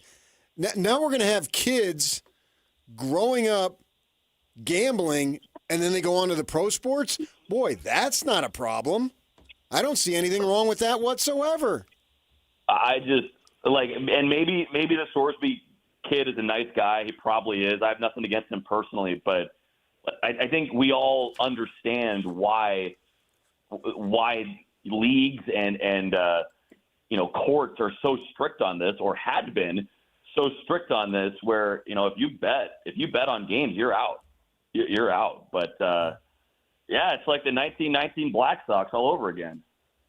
Shoeless Joe, man. And there we have clueless Texas Tech. Shoeless Joe and clueless Texas Tech. That's right. Oh, my gosh. Well, I can't believe it. Would have impacted his mental health. It would have put him in a bad mood. Guess he's never. Well, those are called consequences, and we all have to live with those. Somebody's never watched Shawshank Redemption, obviously. I'm in a bad mood every day. Yeah, just think of poor DJ. He's got to work with you. Yeah, I'm wrecking his mental health. Fair. I always thought he was nuts. Well, that's just because I put boycotting ketchup on hot dogs. But at least I put it with the mustard and the relish. Wait. So you're a ketchup guy? Yeah. That's I have what been, we got out of this? Yeah, I've been. Well, I'm currently off the health missiles altogether. Yeah, but we haven't been on July 4th yet. That's true. I don't know if DJ is getting the invite to the family barbecue. I know. When he dies, Mike, I'm thinking I'm going to replace him with you. Is there anything better than being in the backyard, sitting on a I thought you were going to say, is there anything better than me dying? Where are you going with this, Mike? Easy, Mike. I know where he's going. I've got something a lot better. It's sitting on a $10 camping chair with a paper plate on your knees as you're trying to balance the watermelon, the hot dog, and then the Doritos or something like that, and they're all kind of running together. But God, isn't that the best? Yeah, exactly. It's why we're American. It's what the folks in Raleigh are doing before every Hurricanes game. They're tailgating hockey games. It's incredible. The Utah twist is on the 4th of July. You got to find a street up on one of the benches so you can look out across the whole valley. And you will find people doing that from Payson to you can Brigham just go City. to your backyard. No, there'll be too much ketchup. He's not coming. You notice he didn't deny it, Mike. Yeah, he lives high up on them hills. We'll straighten him out at the barbecue this year. Be good. Okay. Paycheck is why I live in Utah. All right, Mike. You're the man. Thanks for joining us. Talking a little Stanley Cup final. It's 2-2, and Carolina's going to do it now, right? You know what? I'm just rooting for 7 games. I do kind of find myself rooting for Carolina. Vegas is they've been there before. They've won it recently. So I'd like to see some new blood. Carolina back in it first time in 20 years. So it's a great series, everybody. Hope you're all watching, and can't wait until we're playing hockey in June at the Delta Center. Yeah, and Des Noyers is on the ice. You would get kicked out of Quebec so quickly. He'd never be let in. Catch him at the border. Get this American out of here! Thank you, Mike. Thanks, guys. Mike Folto, radio voice of the Utah Mammoth. When we come back, 15 minutes from now, Chris Lowe, national college football writer for On3.com, will join us at the top of the hour. And we will talk more about Texas Tech and what the Big 12 can do, should do, will do. All next. Stay with us right here on The Zone. Enough. A look at traffic from the KSL Traffic Center.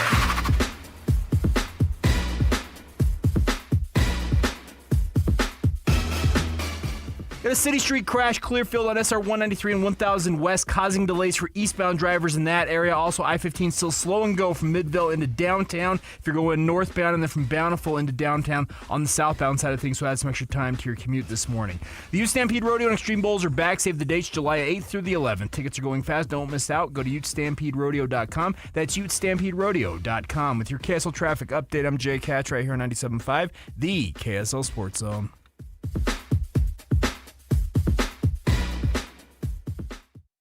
Welcome to This is Jake Scott and Ben Anderson. President of basketball operations for the Utah Jazz. It is Austin Ainge. How often are those top names switching around at the top of a draft board? Does that happen this late in the process? It does happen. We're trying to force ourselves to keep an open mind. Like, don't get locked in until we have all the information. Make sure we're processing everything correctly. We're almost fighting a consensus or predetermination. We're trying to make sure we go through it as thoroughly as possible before we lock in. We are fighting groupthink. We're fighting media narratives. We don't have a consensus in our rooms, right? Like, there's arguments. My dad and I fight every day about stuff, about players. Coach Hardy and I spend a lot of time talking through it and picturing how it would work with this guy and that guy. And there's a lot of opinions and I work with a lot of smart people. Catch Jake and Ben afternoons from 2 to 6 on 97.5, the KSL Sports Zone. Tim Hughes back with Greg and Mike at Replenish Landscape Garden Products. Now, you may be ready for summer, but the question today is, are your lawn and garden areas ready for summer, for the long, dry, hot summertime? To make sure that they are ready, you need a good foundation, and that starts with good soil blends. Greg, you've got them all here at Replenish. Yes, it's in the soil where it all takes place. That's where you're going to get good nutrients for your plants. We have a topsoil compost blend, which is phenomenal, and also a Ute Light garden mix. Both of them are used by the best landscapers in the valley. It's also, Mike, going to help hold the moisture that you do get either from Mother Nature or you put down yourself. It does, yeah. It's got compost in it, and that will help retain that moisture. We have it in bulk or bag. You can come pick it up, or we can deliver it as well. Come by and see them here at Replenish Landscape Garden Products, 4660 South 200 West in Murray. Find them online at replenishcompost.com or give them a call, 801-262-5142. It's good stuff. At Fisher Investments, we may seem like other money managers, but we're different. Are you really that different than the rest of us? We are. As a fiduciary, we always focus on what's best for our clients. What services do you offer besides investing? We have a team of specialists in financial planning, estate planning, and more. Your clients rely on you for all that? Yes, we ensure clients receive unparalleled service at every step of the relationship. Okay, but you still sell commission-based products, right? No, because we believe that's a conflict of interest. We prioritize service over sales goals. So, then how do your fees work? We have a simple and transparent fee that's a percentage of our clients' portfolios. So we do better when our clients do better. Wow, we're more different than I thought. At Fisher Investments, we're clearly different. Learn more at FisherInvestments.com. Investing in securities involves the risk of loss. A family office is a team built to handle the three biggest financial responsibilities a family faces: wealth management, tax strategy, and estate planning. Most firms only manage your investments and refer the rest out, hoping everyone stays aligned. At Trajan, we built something different. Your wealth, tax planning, and estate planning are handled together inside one firm under one roof. There's no guessing whether your CPA, advisor, and estate attorney are truly in sync, because our team works together every day on your behalf. When your financial life becomes more complex, your advice should become more coordinated, not more fragmented. One plan, one trusted team. Call Trajan today, 855-TRAJAN-1. That's 855-TRAJAN-1. Trajan Wealth, an SEC-registered investment advisor. Additional services through Trajan Estate and Trajan Tax. Additional disclosures and accreditation at TrajanWealth.com. As Americans, we love to try and fix our own stuff. It's as American as Paddington Bear. We pride ourselves in going to the hardware store and knowing exactly where to find the tools we'll only use once. But every once in a while, we bite off more than we can chew. When once all the screws are stripped, wires crossed, and hairs grayed, isn't there a certain charm to admitting you need an expert? And don't worry, there are lots of things that need help, but don't like to admit it. Things like self-checkout machines. I feel like I'm doing most of the work there. Autocorrect, again, most of the work. Also, the French. So if you've general custarded yourself into a bad situation, give Shamrock Plumbing a call. We're here to help. Tim Daly Mazda Southtown has financing as low as 0% on almost our full lineup of 2026 models, including Mazda CX-50s, Mazda 3 hatchbacks, and even our PHEV models. That's right, 0% on your favorite new Mazda. Get your new 2026 Mazda for as low as 0%. It's happening now at Tim Daly Mazda Southtown in Sandy. 0% excludes Mazda Miata and Mazda CX-5 models. APR for well-qualified buyers. OAC, 72 months at $13.89 per month for $1,000 finance with 0 down. Not available with any other offers. See dealer for complete details. Nobody brings you better coverage of the teams you're passionate about than these guys. Try some more. This is DJ and PK on 97.5, the KSL Sports Zone.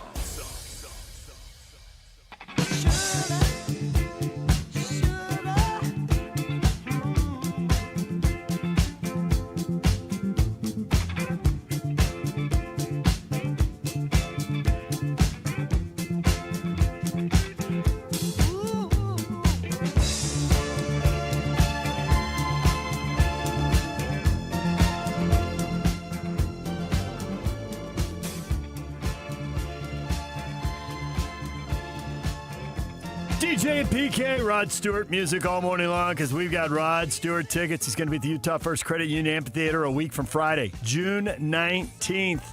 If you want to go, be caller 12 right now, 801-575-ZONE. Caller 12, 801-575-ZONE to go see Rod Stewart at the Utah First Credit Union Amphitheater, June 19th. Des Noyers. Got any other names you'd like to mispronounce? Wait, how did you say that? Njigla? Okay, Njigla. Man. Y'all knew who I meant. Des Noyers. What's the point of having all those letters if they're not going to use them? The silent S's. My S's aren't silent. Killing you. What can I tell you, man? Every letter in my name serves a purpose. Get in. Front and back. Yeah. So, I mean, come on. Come on. I'm not French. Fact. Plus, I knew Mike would get a kick out of it. Game 4. NBA Finals tonight. The Knicks go up 3-1. Get so close to the title they can taste it. Or the Spurs are 2-2. The kids are figuring it out. And they are in charge now, going home ready to take the lead. How long does it take Wembanyama to get a dunk tonight? First minute or second minute? They're going to throw him lobs early, aren't they? They've got to. Be crazy not to at this point. Well, I think that New York needs to make a statement. Put him on his can. He's cheap-shotting guys left and right. You do it too. Drop him. No layups. I just saw something. Channel Charles Oakley. The ghost of Charles Oakley, no longer allowed to roam the halls of Madison Square Garden. I'm flicking around the television, yeah, and I come across, I don't even know where I saw it, but I saw it, and I've seen it 100 times, and I watched it again. They're having a documentary basically on the Celtics and Lakers, and McHale, when he clotheslined Rambis, they said we had just had a timeout. And it was Casey Jones was the coach. And he said, no more layups. If you allow a layup, you're coming out of the game. And so he took him out. Yeah, and he's talking about how that's on his mind, right? And, funny, in those days, it was just a foul. 2 free throws, play on. And so the point being, no layups. No easy buckets. And if you have to get a little physical, I'm not a cheap shot guy by any stretch, and that clothesline was over the line. I agree. Man's in the air, right? Fortunately for Rambis, he didn't get any serious injury. Got up, and then Worthy was James Worthy, how he kind of pushed Rambis out of the way. And so this was, several years later, they're discussing the play, right? And Worthy said, yeah, I wish I wouldn't have pushed him. I wish I never had pushed him. I would have liked him to see him go right after. And I don't want to see fights by any stretch. But I think you have to have a level of physicality that sends a message that, okay, you come in here, there's going to be a foul, and we're going to be tough about it. I thought New York was a little too soft at the start of the game. And that just gave San Antonio all sorts of confidence. San Antonio is a good free throw shooting team. Johnson's really the only guy you can't trust out there. He'll go to the line and put some bricks up. Everybody else will hit it. But I think the other point about sagging in and giving them open threes, San Antonio doesn't have a bunch of sharpshooters out there. They're not.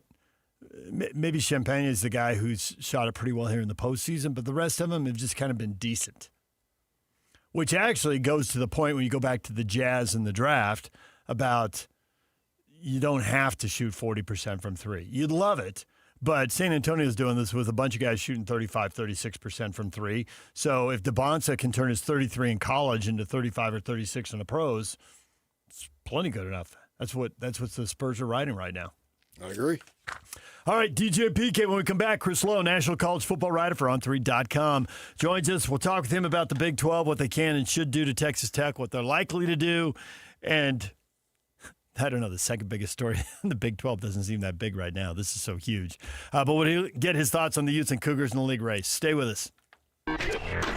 This stuff is available everywhere. Wherever you are, the KSL Sports Zone will be right there with you. It's the KSL Sports app. I love it. Where you can get the latest podcasts, up to the second breaking news, and analysis of the teams you can't live without right from your phone. And wherever in the world you may be, you can have DJ and PK, Scotty and the coach, and Jake and Ben tag along with live streaming of your favorite shows. Download the KSL Sports app and never miss a thing. Presented by University of Utah Health. Health is in our DNA. Learn more at uofuhealth.org. This is 97.5, the KSL Sports Zone. Summer has a way of taking over your home. So before the season gets too hectic, give your home a fresh start with Zerorez. Right now, get 3 rooms of carpet clean for just $129, plus 20% off air duct cleanings, because you're about to put that AC to good use. Zerorez cleans without sticky soaps or harsh chemicals, helping carpets stay cleaner longer and dry faster. Call 866-ZEROREZ or visit Zerorez.com today. Spelled the same forwards or backwards. Zerorez is the right way to clean. All right, guys, today I am streaming my evening commute. You're going to love it. And I'm going to teach you how I'm getting home without taking any damage, like zero. Check that out, chat. I got my helmet strapped on tight to protect my brain. I've got my bike, which is looking sick. Woo! And my front and back lights are shining. I've planned the route home that protects me most as a bike rider. Save stealth mode for video games. Outsmart the system, ride by the rules. It's a message from the Utah Department of Public Safety, because they care about you. Throw a dub for safety, chat. For 250 years, the beating heart of the USA has been the people who call this land home and the communities we make here together. America First Credit Union is proud to have been a part of those communities for 87 years and proud to help our members realize their financial dreams. So come join us in celebrating and succeeding the way Americans always have. Together. Federally insured by NCUA. 97.5 KZNS FM Colville, 1280 KZNS AM Salt Lake City, and KSL FM HD2 Salt Lake City Midvale. This is 97.5, the KSL Sports Zone. This is Nate Orchard from Advanced Window Products. When you live in Utah, your windows do a lot more than let the light in. They protect your home from freezing winters, blazing summers, and everything in between. That's why Advanced Window Products builds every window for your local climate. No middleman, no out-of-state delays, just factory direct quality, custom made for your home. Imagine a quieter home, a warmer home, a cooler home. Our high-efficiency vinyl windows are engineered to lower your energy bills and boost your comfort all year round. And installation is done by our own certified in-house crews, never subcontractors. That's why Utah homeowners give us 5-star reviews. Right now, take advantage of our anniversary sale. For a limited time, get $2,500 off when you buy 10 or more windows. Call 801-850-9100. That's 801-850-9100. For 40 years, Advanced Window Products has been the name Utah trusts for custom replacement windows and sliding glass doors. Advanced Window Products, built here, installed here, trusted here. Call 801-850-9100 for that $2,500 off or visit us at advancedwindows.com to schedule your free in-home estimate.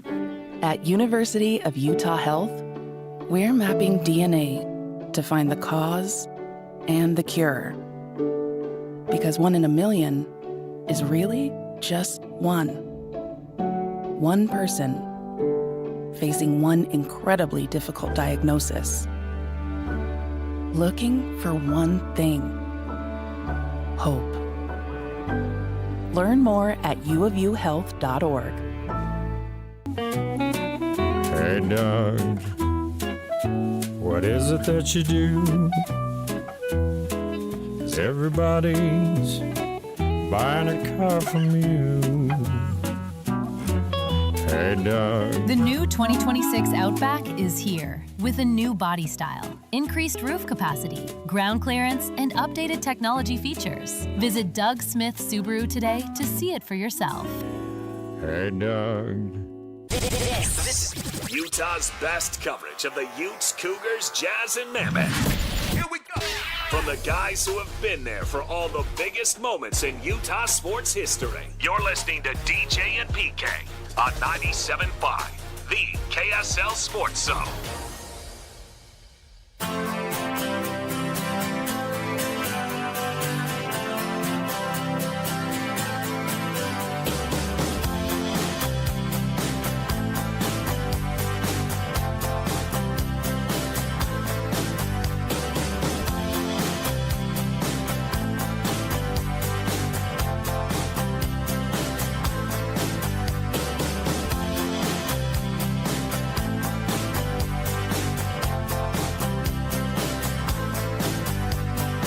DJ and PK, it's 97.5, the KSL Sports Zone.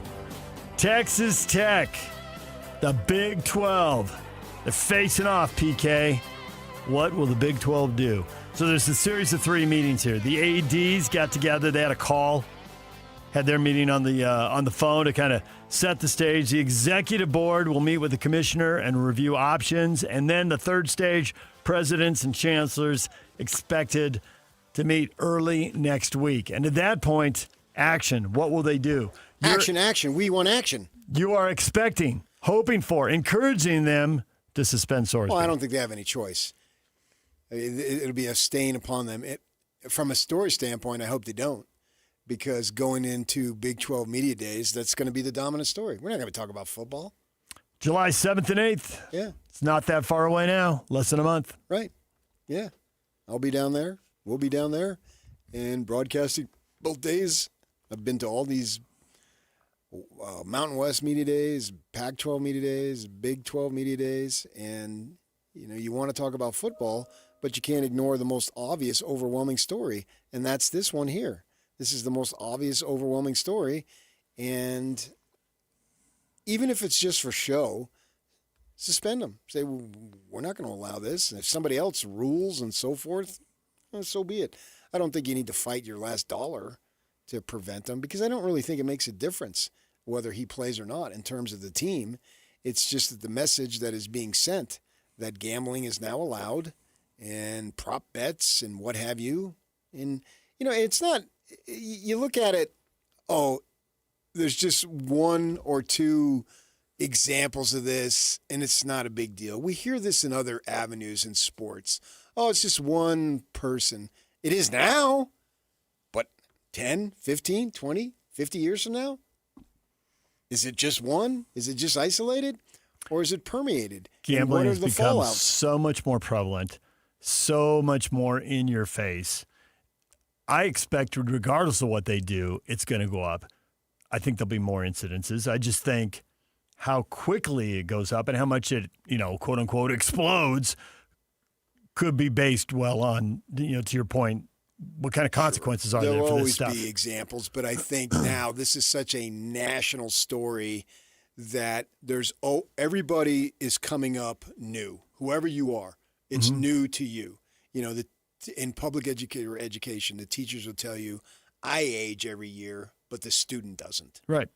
And so you get more distance and the job becomes harder as you get older because they stay the same. Well, there'll always be a generation coming up and everything is new to them.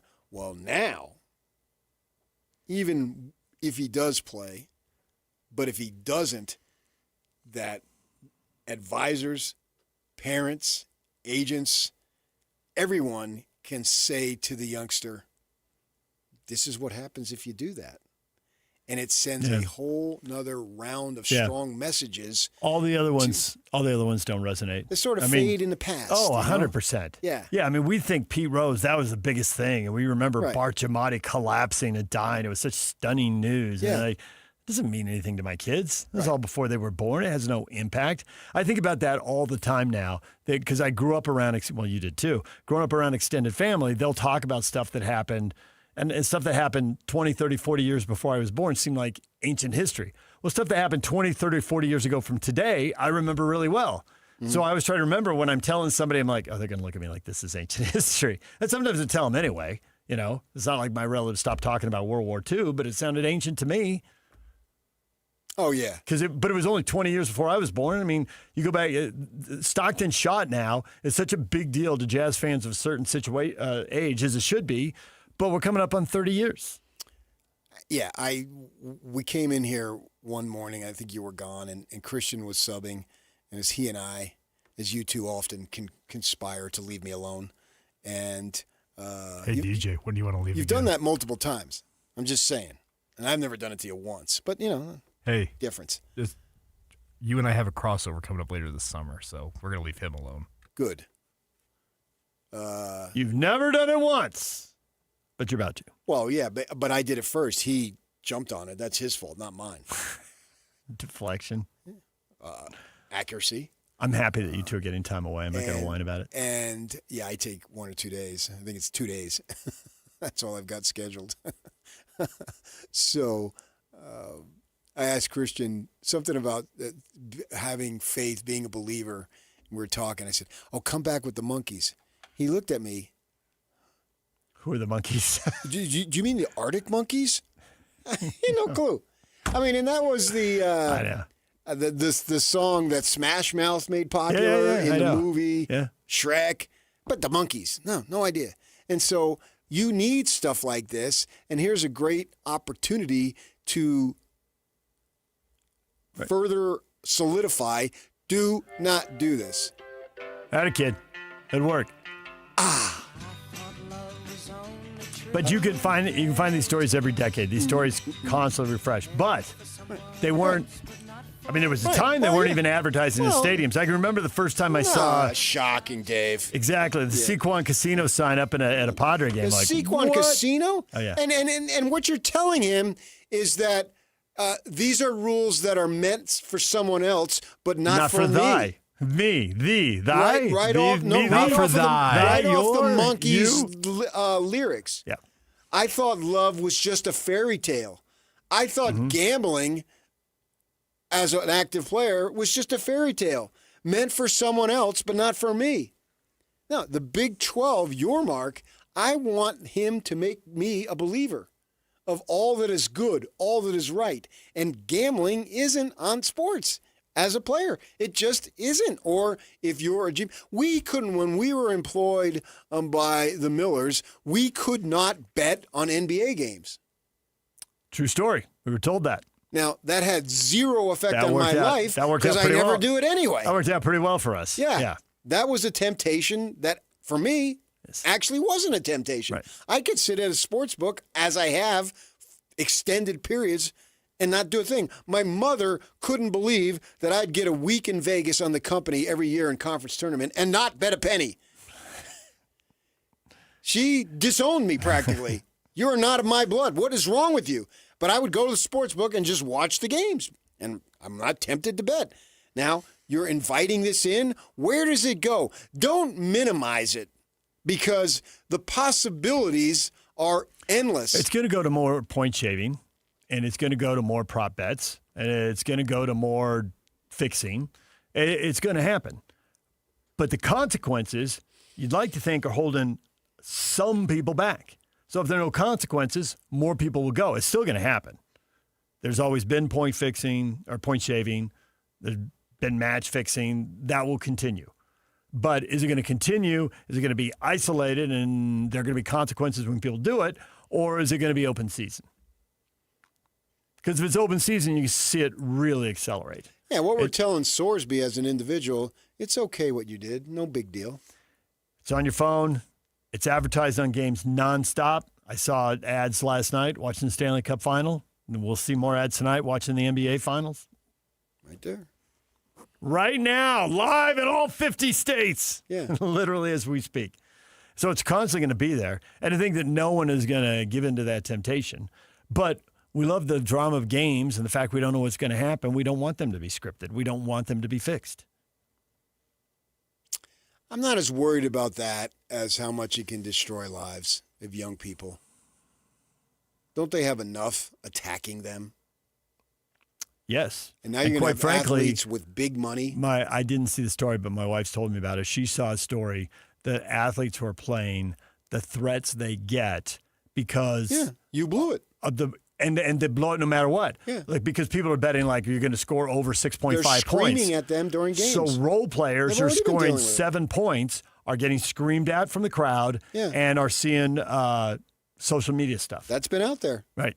Yeah. And absolutely. It's pretty routine. So all across sports, you've got college and young pro athletes dealing with this. More I mean, you'd like to temptation. think the older pro athlete can deal with it, but it still might be hard in your early 30s. But good luck doing it at 18, 20, 22. These kids are coming up with big money now. Love, who was taken by the Cardinals at running back, he said, Jeremiah Love, Notre Dame star running back. I don't intend to spend my money. He said, I'm already good. I'm well off. Yeah. I'm taking whatever money I make in my rookie contract, because he knows, who knows if you're going to get another. You can get an injury, one play, you can be gone. The point is, I'm going to take all that money, put it over here, because I can live. I'm well off. Josh Furlong, you go look it up at KSL.com right now. Devin Dampier is a Phoenix kid. He takes the receivers for Utah, flies them down to the Valley. He pays for it so they could work down there. Yeah. And he has his football coach, and they bring in a receivers coach. I doubt the receivers coach is doing it for free. Right? But that's the kind of money they're getting. Exactly. And fine. Great. Devin Dampier's getting that kind of cash. Way to go, Devin. Quarterbacks, NIL money now, there's going to be 2 commas in that number. Yeah. That's if you're a starting quarterback in a power program. And Devin Dampier, hopefully he has a strong enough personality. He's not tempted by that. Great. But Sorsby was. And I'm not cracking on Sorsby at all. No way. He got involved in it. And from my experiences, you get in over your head and it becomes an addiction and you're going to win it back, blah, blah, blah, blah, blah. We all know the story. Whether we're addicted to gambling or not, or whether we've had an experience with gambling, we all know the stories. And I don't want to see young people face a further temptation that could sidetrack them. The college now, it's supposed to be about learning and getting the degree and setting yourself up for life. What is that, in the 1800s? That seems so far-fetched now. It's about how much money you can make, and now we want something else that could derail them? It just bothers me. So what is the Big 12 going to do? I think they have no choice but to have some form of suspension. Is there any other penalty they could put out there? The suspension, which I think they will put out there, I also think it'll get challenged in court, and it might land differently because it's a conference. It's not the NCAA, the whole antitrust thing. We should probably get a lawyer on to get really good advice on that. Neither one of us. I mean, you were pre-med, not pre-law on Friday nights at ASU. So there is a bylaw in the Big 12's charter, I guess you can call it that says this: they can allow the conference autonomy for discipline such as, quote, prohibitions on appearances in postseason events or televised events, restrictions on revenue distributions, and limitations on recruiting or scholarships. So can they ban him from the playoff if Sorsby plays? Apparently under that bylaw, they could make some type of move in that regard. That's not good enough. That's hitting Texas Tech where they live. That's the only thing they want. They want to go to the playoff and win. Yeah, but you have to earn that. They do. Taking it away before the season starts would be a blow, though. I don't think that's nothing. Ban you forever working from ESPN. You don't know are you talented enough? Absolutely. I've seen you a million times over. You're just as good as any of those other guys. But where you are in your stage of life, is it going to happen? No. Doesn't look like it. No. Right. Same thing with Texas Tech. Don't really want to pick up and move across the country at this point anyway. Freelance for them, that'd be different. Yeah, I get your point. Here, but I think Texas Tech, that is a reasonable thing for them to reach, and it does hit them where they live. You're taking away what you're taking away what they want. Well, maybe but you're also taking away what somebody else could earn, and they didn't have somebody who's gambling. Because if they make it, BYU probably isn't. And is that fair to them? They have a guy who has hanky-panky, and they suspend him for 6 games.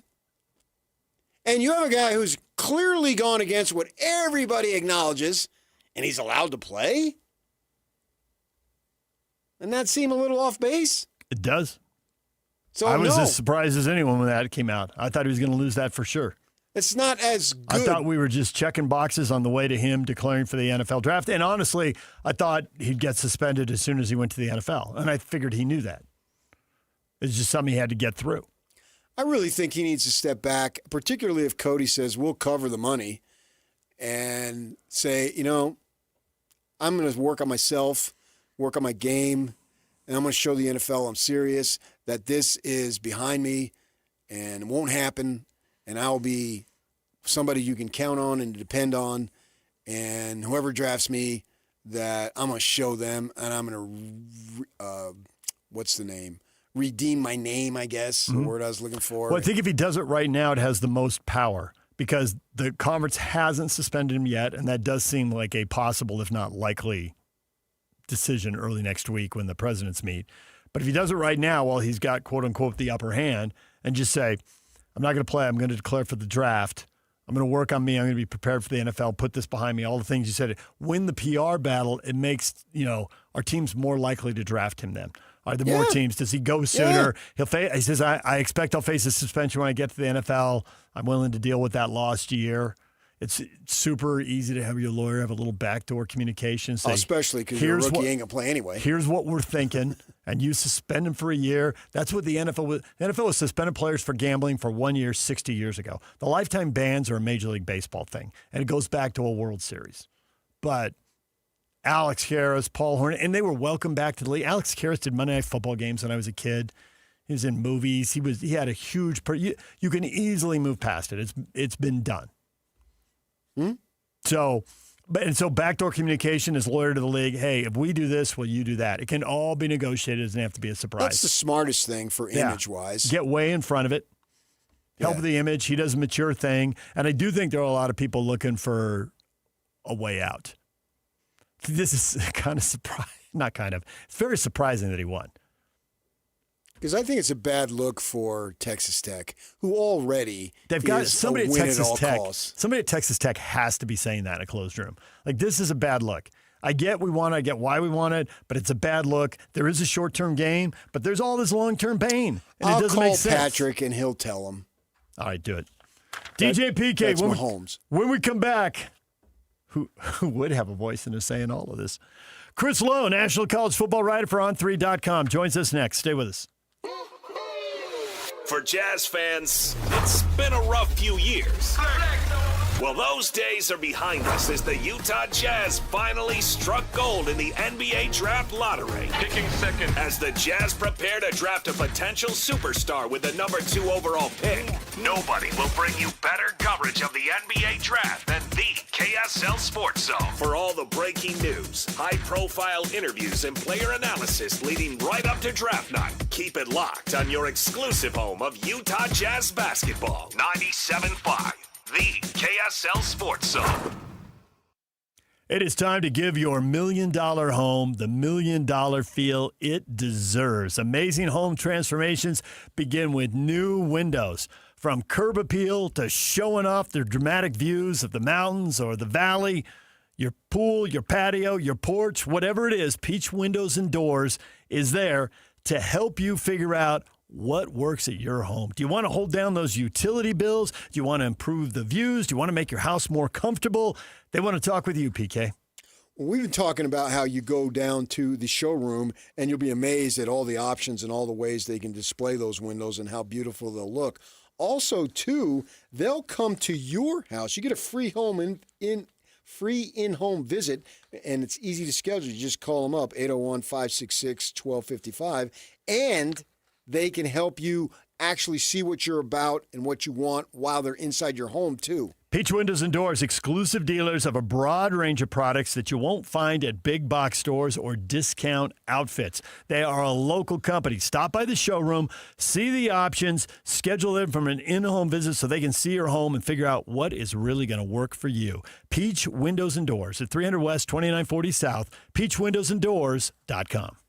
It all started with a commitment to comfort. Gillette Heating and Air is proud to be Utah County's go-to team for expert HVAC and plumbing solutions. Need a repair, upgrade, or seasonal tune-up? Don't let cost hold you back. With 0% financing available, it's easy to get the work done now and pay later. Plus, save $100 on any repair over $500 and keep your system running strong with a professional tune-up before the heat hits. Visit GilletteHVAC.com or call 385-GET-COOL to book today. Homegrown service pros, financing made simple, comfort made easy. Carrier, turn to the experts. A Carrier factory authorized dealer. Summer savings are happening now at Paris RV, starting with the Forest River Rockwood Hardside High Wall Series A101 RV for only $13,995 or $159 a month, $499 dock fee and $0 down. Or the Forest River XLR Boost 2017B Toy Hauler for $39,995 or $399 a month, $699 dock fee and $0 down. Or load up into the Gulfstream Conquest Class C 6237 LE for $74,999 or $599 a month, $899 dock fee and 10% down. Come see me at Paris RV. Paris RV is your locally owned, family-run RV dealership. We strive hard to find the very best RVs for the price. With 4 locations, over 1,000 RVs in stock, 42 service bays, and 4 super parts stores. We're sure to help take your family on the best RV vacation. Check out our perfect family bunkhouse trailer, the 26BH, that sleeps 9 for $19,995 or $227 a month, $0 down. Life is short.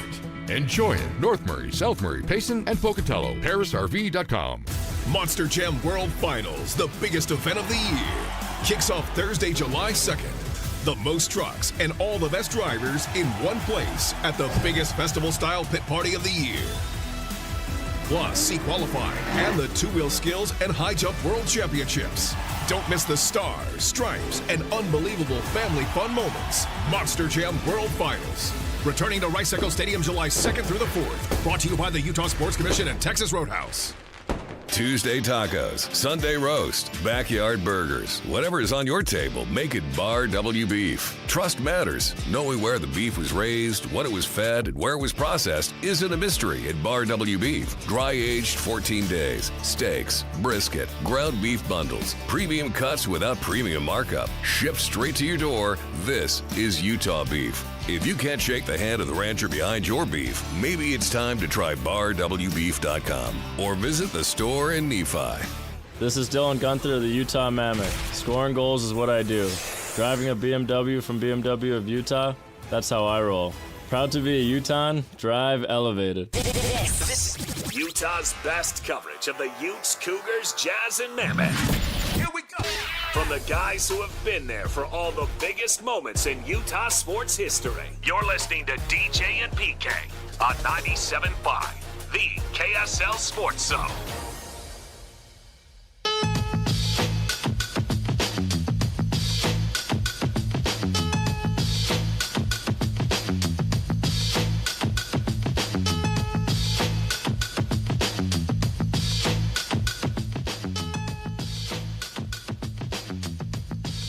DJ and PK brought to you in part by Trajan Wealth. Call Trajan Wealth today, your local trusted financial fiduciary. Call them at 1-855-TRAJAN1 or visit their website at TrajanWealth.com.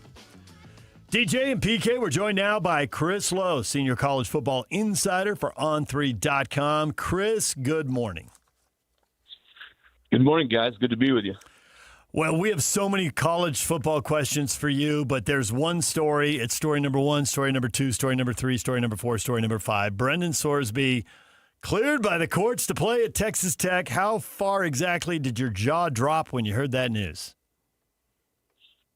I'd say probably like everybody else, every coach, AD, anybody that follows college football, because there's sort of a cardinal sin in sports. You guys know what it is. You can't gamble, certainly on your own team, even though he didn't play when he was gambling. And I don't think even with the weaponization of courts, local courts, and we've seen that in eligibility cases, I don't think anybody thought this was coming. Now the NCAA obviously is appealing it, but everybody I talked to does not expect that appeal to be any resolution in that appeal until after the football season, which puts it all back on Texas Tech and or the Big 12. I know some people said, well, the college football playoff, is not controlled by the NCAA, so is there a bylaw that says they could preclude Tech from playing the playoff if they get in there? I don't know. There's been a lot of bluster, ADs and coaches saying they weren't going to play them. I don't think that's going to happen because it's going to cost them too much money this year. Down the road, maybe. But it's going to be fascinating to see what happens. Does Texas Tech sort of cave? Because they owe the kid $5 million. Do they cave? Do they work out an agreement with him? No, we're not going to do this. But, yeah, it's with all the chaos that has gone on around college sports, I don't think anybody saw it getting to this level. Even if it's only for show and doesn't have any teeth and is challenged and is ruled unsuccessful, whatever it might be, you think it's incumbent upon the Big 12 to just say, no, we're not going to allow this, we're suspending them? Yes. I go a step further. And I talked about this with several colleagues of mine that are ADs at other parts of the country. I think we're to a point now where university leadership has to step up, period. I'm talking about chancellors and presidents who I think have been sort of gotten off the hook a little bit in some of these matters. Because just because you're clear in a court to be eligible to play, whether you're gambling, whether you pleaded down a DUI or an assault charge, whether you signed a pro contract and were drafted and you come back and play because the court says you can play. Well, there's nothing that says that the president at said university, whether it's Texas Tech or Alabama or Georgia or Tennessee or Ole Miss or any of these schools, that says, hey, we got to let him play. So there, to me, is a responsibility there. Now, I understand people say, you're naive with all the money that's being generated, the money you're paying these kids, but it is still supposed to be an institution of higher learning. And I do think a chancellor and president do have the power to step and say, no, this is not going to happen. We're going to help this kid. If he wants to stay in school and continue to get his education, his degree, we'll be there to support him. If he's got an issue like this kid clearly does with gambling, we're going to do everything we can to help him get that fixed, but he's not going to play football for us this year. Case closed. Big 12 has the power to ban him from the postseason. They have the power to suspend him even if he gets challenged in court.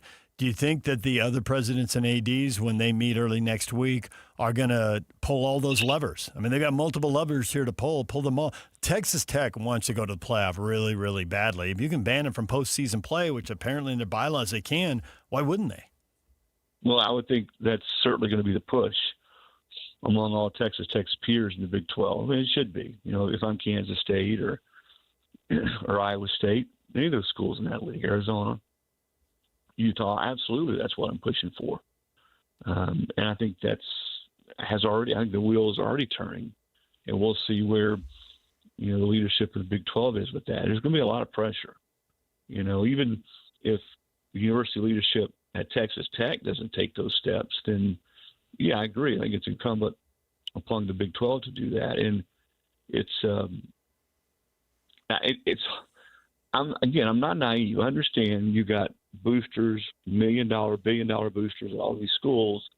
In the case of Texas Tech, there's one in particular, who's doled out piles of cash, and sometimes it gets to be a little bit of the tail wagging the dog, and you don't want to alienate those types of money people. And there's a little bit of a balancing act there, but yes, I still think there's going to be accountability across the board at the top of both the conference level and the university level. Why do you think Texas Tech is pushing so hard? Because if they are, maybe they'll change their mind, but obviously they're supporting him and all that, and nothing has been said as far as them not allowing the kid to play yet. Maybe it'll come to that, because I think it's a bad look, and I hate to bring this up, but I will, because it shouldn't matter whether you're the best player or the worst player. The gambling is still the issue. But the fact is, this kid is not all world, so I don't understand why they're willing to die on this hill if that is, in fact, what they end up doing. Yeah, and to your point, what if this was a second-team offensive guard? Yeah. You think they'd be fighting this hard after if everything else was the same? I think you got to support your players. I mean, it's just like when somebody gets in trouble off the field. You still want to sort of help those kids get a degree. And in Sorsby's case, he's got it. And I don't make light of the fact the kid's clearly got a problem. And I know he's been seeking help as a school, as a university you sign with. You want to continue to help him do that. But yes, you don't have to let him play football. And I don't know. I don't know if they feel like, they're going to dig their heels in and hold on to this. As I said earlier, there's money involved now, $5 million worth. He's into a contract with. I do think in most of these contracts, I haven't seen them all, there are ethics clauses that if you break those ethics clauses, then, you forfeit all or some of the money. I think stuff like that. And maybe those conversations are being held right now between his people, his reps, and Texas Tech. I go back to what I said at the outset of our conversation. That to me, the most fascinating thing is if this truly does end up being just in Texas Tech's court, and the Big 12 doesn't do anything, the college football playoff says we don't have any bylaws that say we can't keep them from getting in. What does Texas Tech do amid all this pressure and outrage across college sports? Which, let's be fair, and it's not necessarily gambling, although that's a whole other conversation. What was it? I think someone said there's 14,000 kids playing, I don't know if it's FBS football or Power 4 football. And this is not a whataboutism, but I think the scariest thing that scares the hell out of ADs and coaches is how many other kids are gambling regularly on football. But I think let's be clear about other schools that have had issues where kids have got in trouble and they pleaded cases down. Georgia's had a ton of kids get arrested, racing, speeding. Tragically, they had one kid die in an alcohol-related incident. You got kids that are signing pro contracts and going to court, going back and play. So everybody who's wagging the finger now, and gambling to me, though, is at the top of the list because it's a cardinal sin. People need to make sure their own closets are clean before they get too sanctimonious. Yeah. Well, that's number one. That's true. I think number two is no matter how clean your closet is today, who knows what tomorrow is going to bring. So, right, exactly. I mean, the ads are up in the stadiums. The ads are up on TV. Everything's available on your phone. Most states, not all, but most states have legalized this. And even if they haven't, people figure they can get away with it anyway. So, and then just the sheer number of college athletes, this has to be going on. The thing is, college sports can survive this if there are consequences and the people who are seen as the grown-ups in the room take action, because there's at least 75 years of point shaving stuff out there. City College of New York, 75 years ago now, and there's been stuff pretty much every decade. So I don't see why that's going to change. But the difference is the grown-ups in the room, in this case, a local court said, 2-game suspension. I mean, hasn't it always been at least a year? Apparently, they they tripped up here because the NCAA, there was some coach in Indiana who only got 30% of the games or something. I didn't know about that case.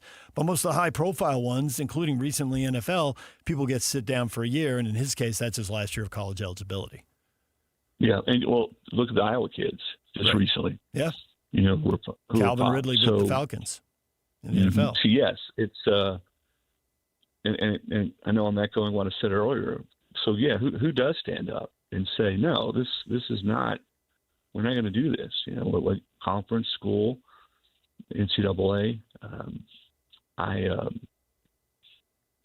think everyone's sort of waiting to see, because if the right thing is done here, and again, not just kicking this kid to the curb, as a person or as a student, but he's not allowed to play, then yeah, everybody else says, okay, there are real consequences. See what happened to Sorsby. If you gamble, you're not going to be able to play. You're going to be done for at least a whole year, because otherwise, and I think a coach said this anonymously, how do you ever know going forward what's on the up and up when games are played? Are kids, betting the under? Are they betting the over? Are they betting not to cover? I mean, I hate to even throw that out there, but those questions are going to be asked, right? I mean, everyone's going to wonder that. The health of the game, it's never going to be the same if he's allowed to play football this year for Texas Tech. Bottom line. Yeah, especially in a sport like football at the college level. In a pro level, it seems like it's more manageable because there's just fewer guys. In the college game, you have double the amount of spaces on your roster, and to try to manage all these kids is a chore unto itself.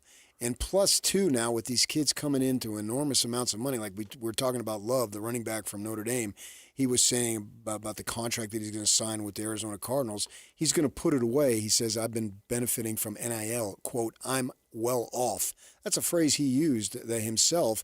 And so you wonder if these kids are already getting besieged probably by a bunch of hanger-oners and people and unscrupulous agents or whomever it might be, because we hear it at the pro level. And now if gambling, then if there isn't a consequence or a severe consequence, you're just opening up temptation for young people that are already facing so much temptation as it is, compounded with the amount of money that they're making. It's just awful.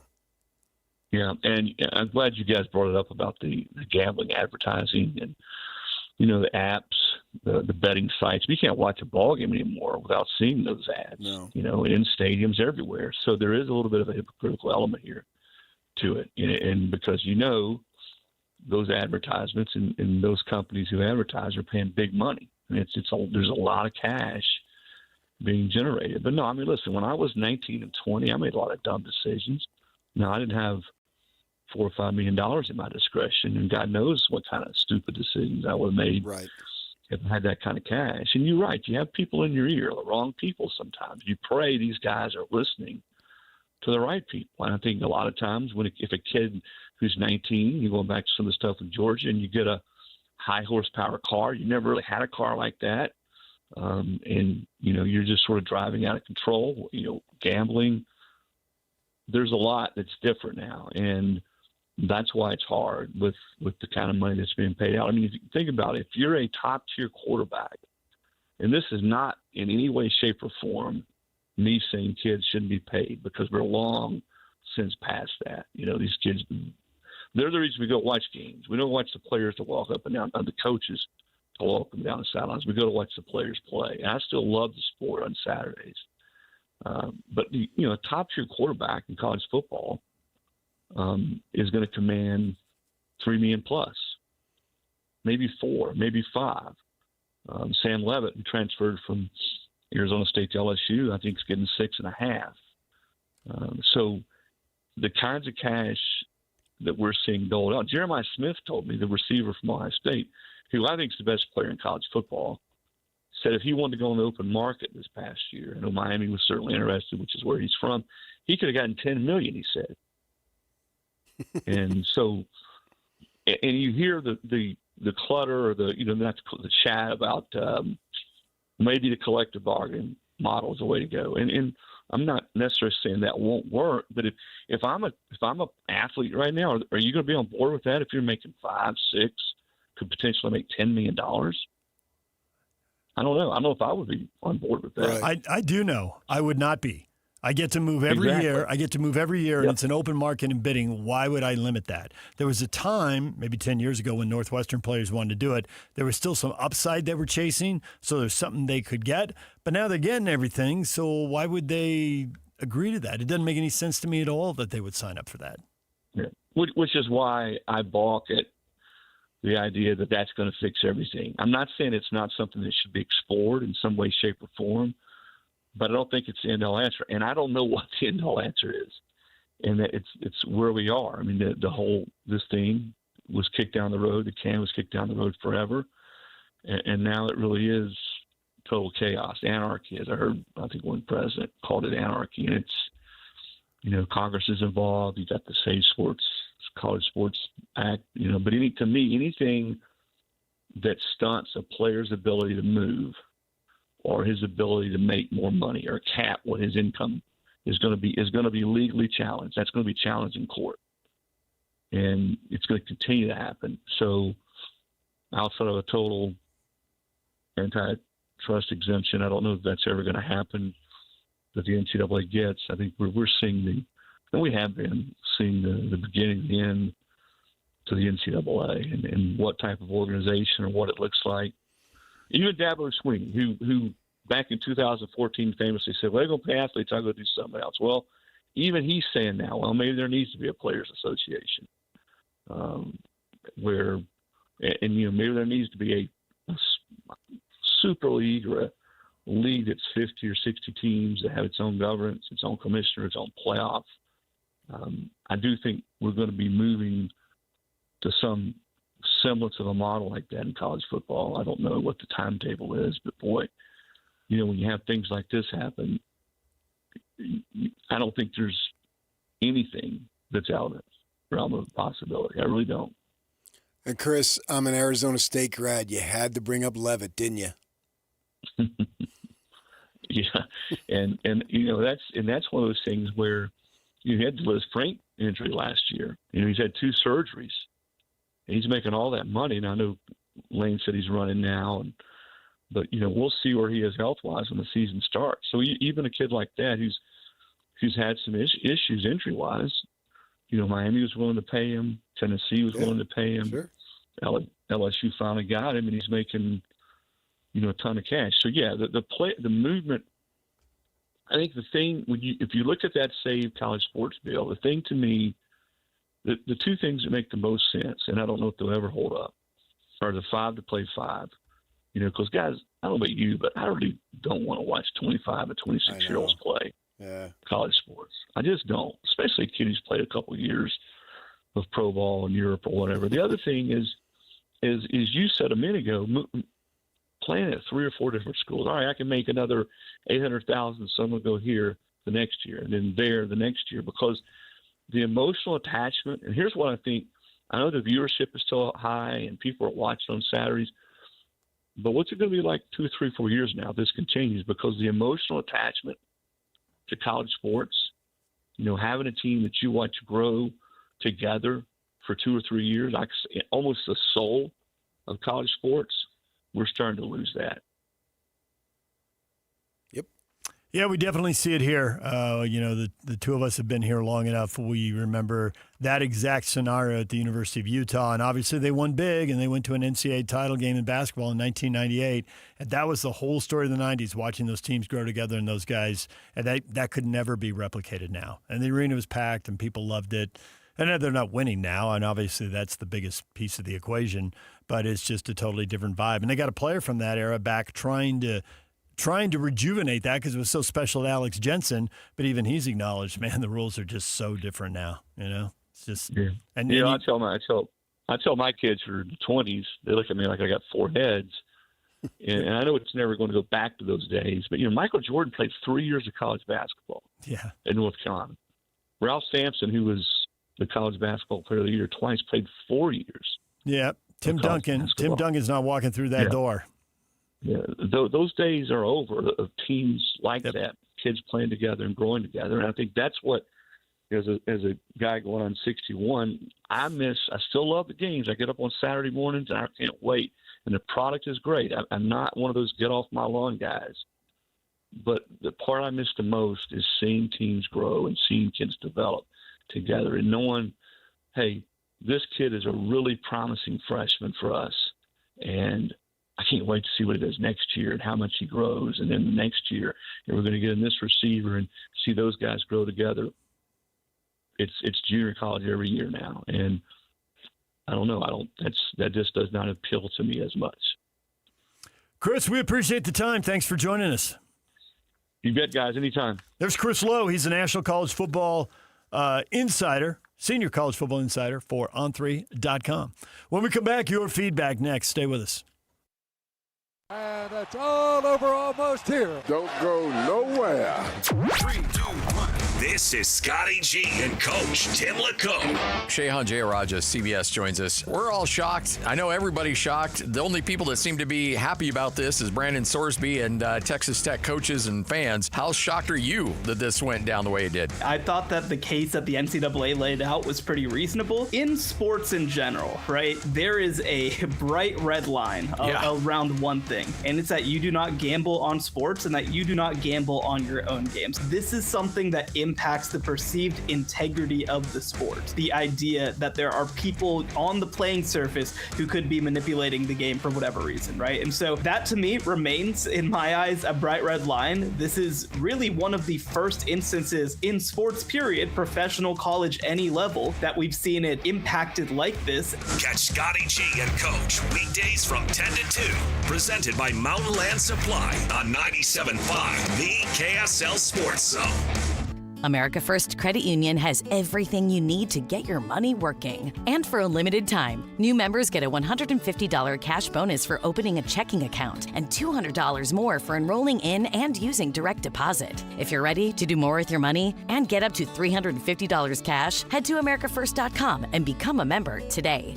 Subject to membership, eligibility, terms, creditworthiness, changing conditions. Additional requirements may apply. Federally insured by NCUA. Equal Opportunity Lender. If you've tried Beehive meals, you know how easy they make dinner with their classic slow cooker meals. Now, they're bringing that same convenience and flavor with a brand new option, flat top meals. These fresh prepped meals are delivered right to your door and designed to be cooked on your flat top grill, griddle, or even a regular skillet. This menu includes favorites like carne asada, chicken fajitas, pineapple barbecue chicken, and more, with 8 meals in every box. Make dinner time easy, fast, and full of flavor with these new flat top meals. Order today at beehivemeals.com.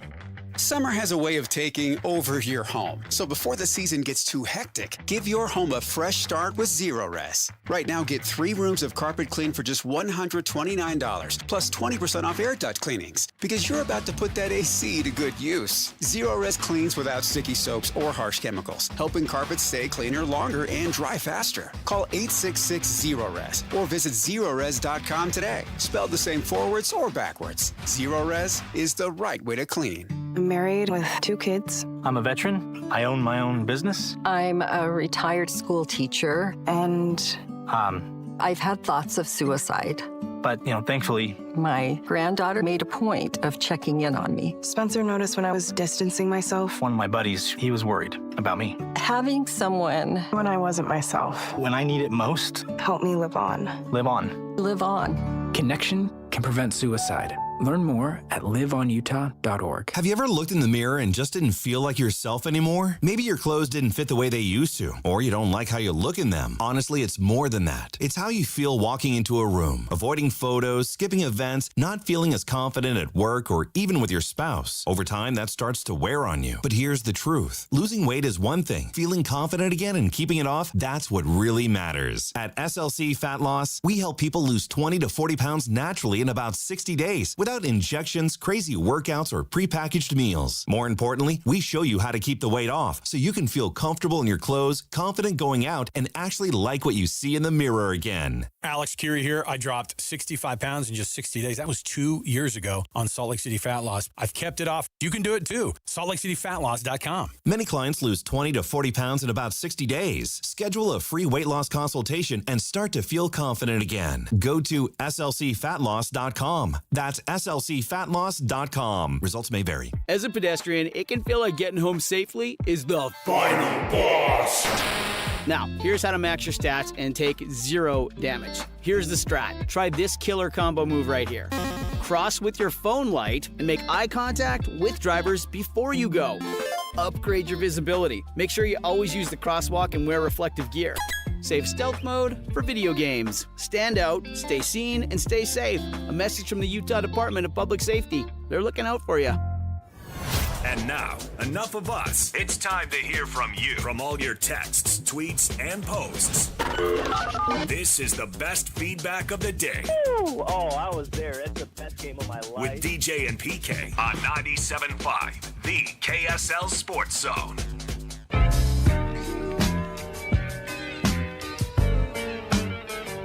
I can't believe today was a good day.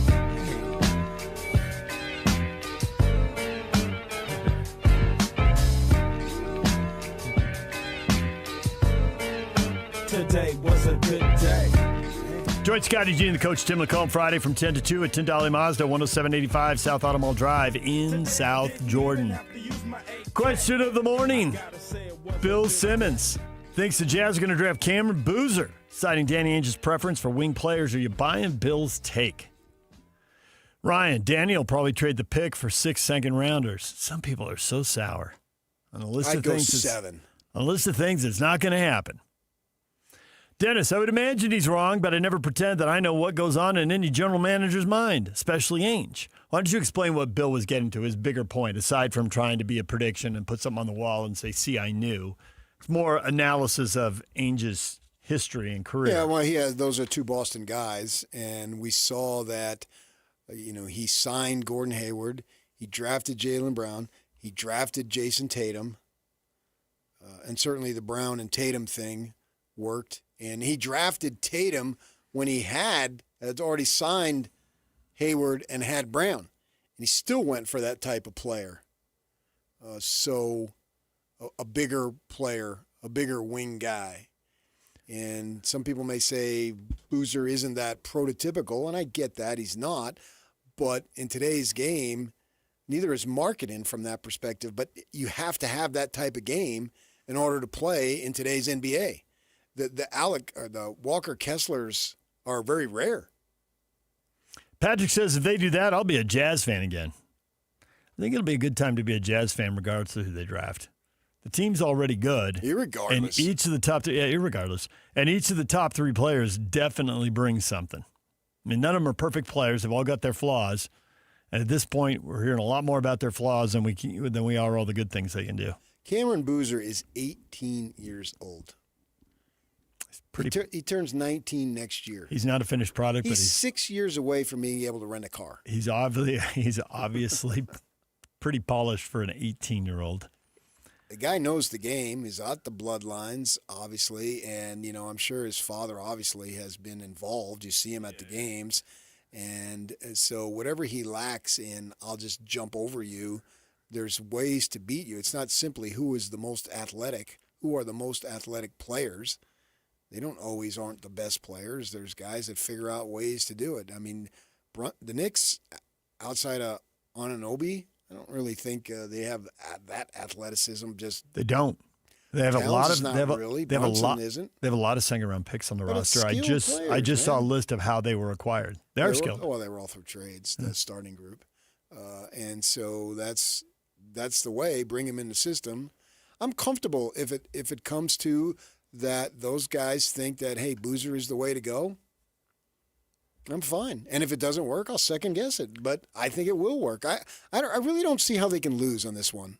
Callan says, sweet, more players that can't defend. Boozer's not a wing. He's a stretch 4. This is stupid. Callan, so down.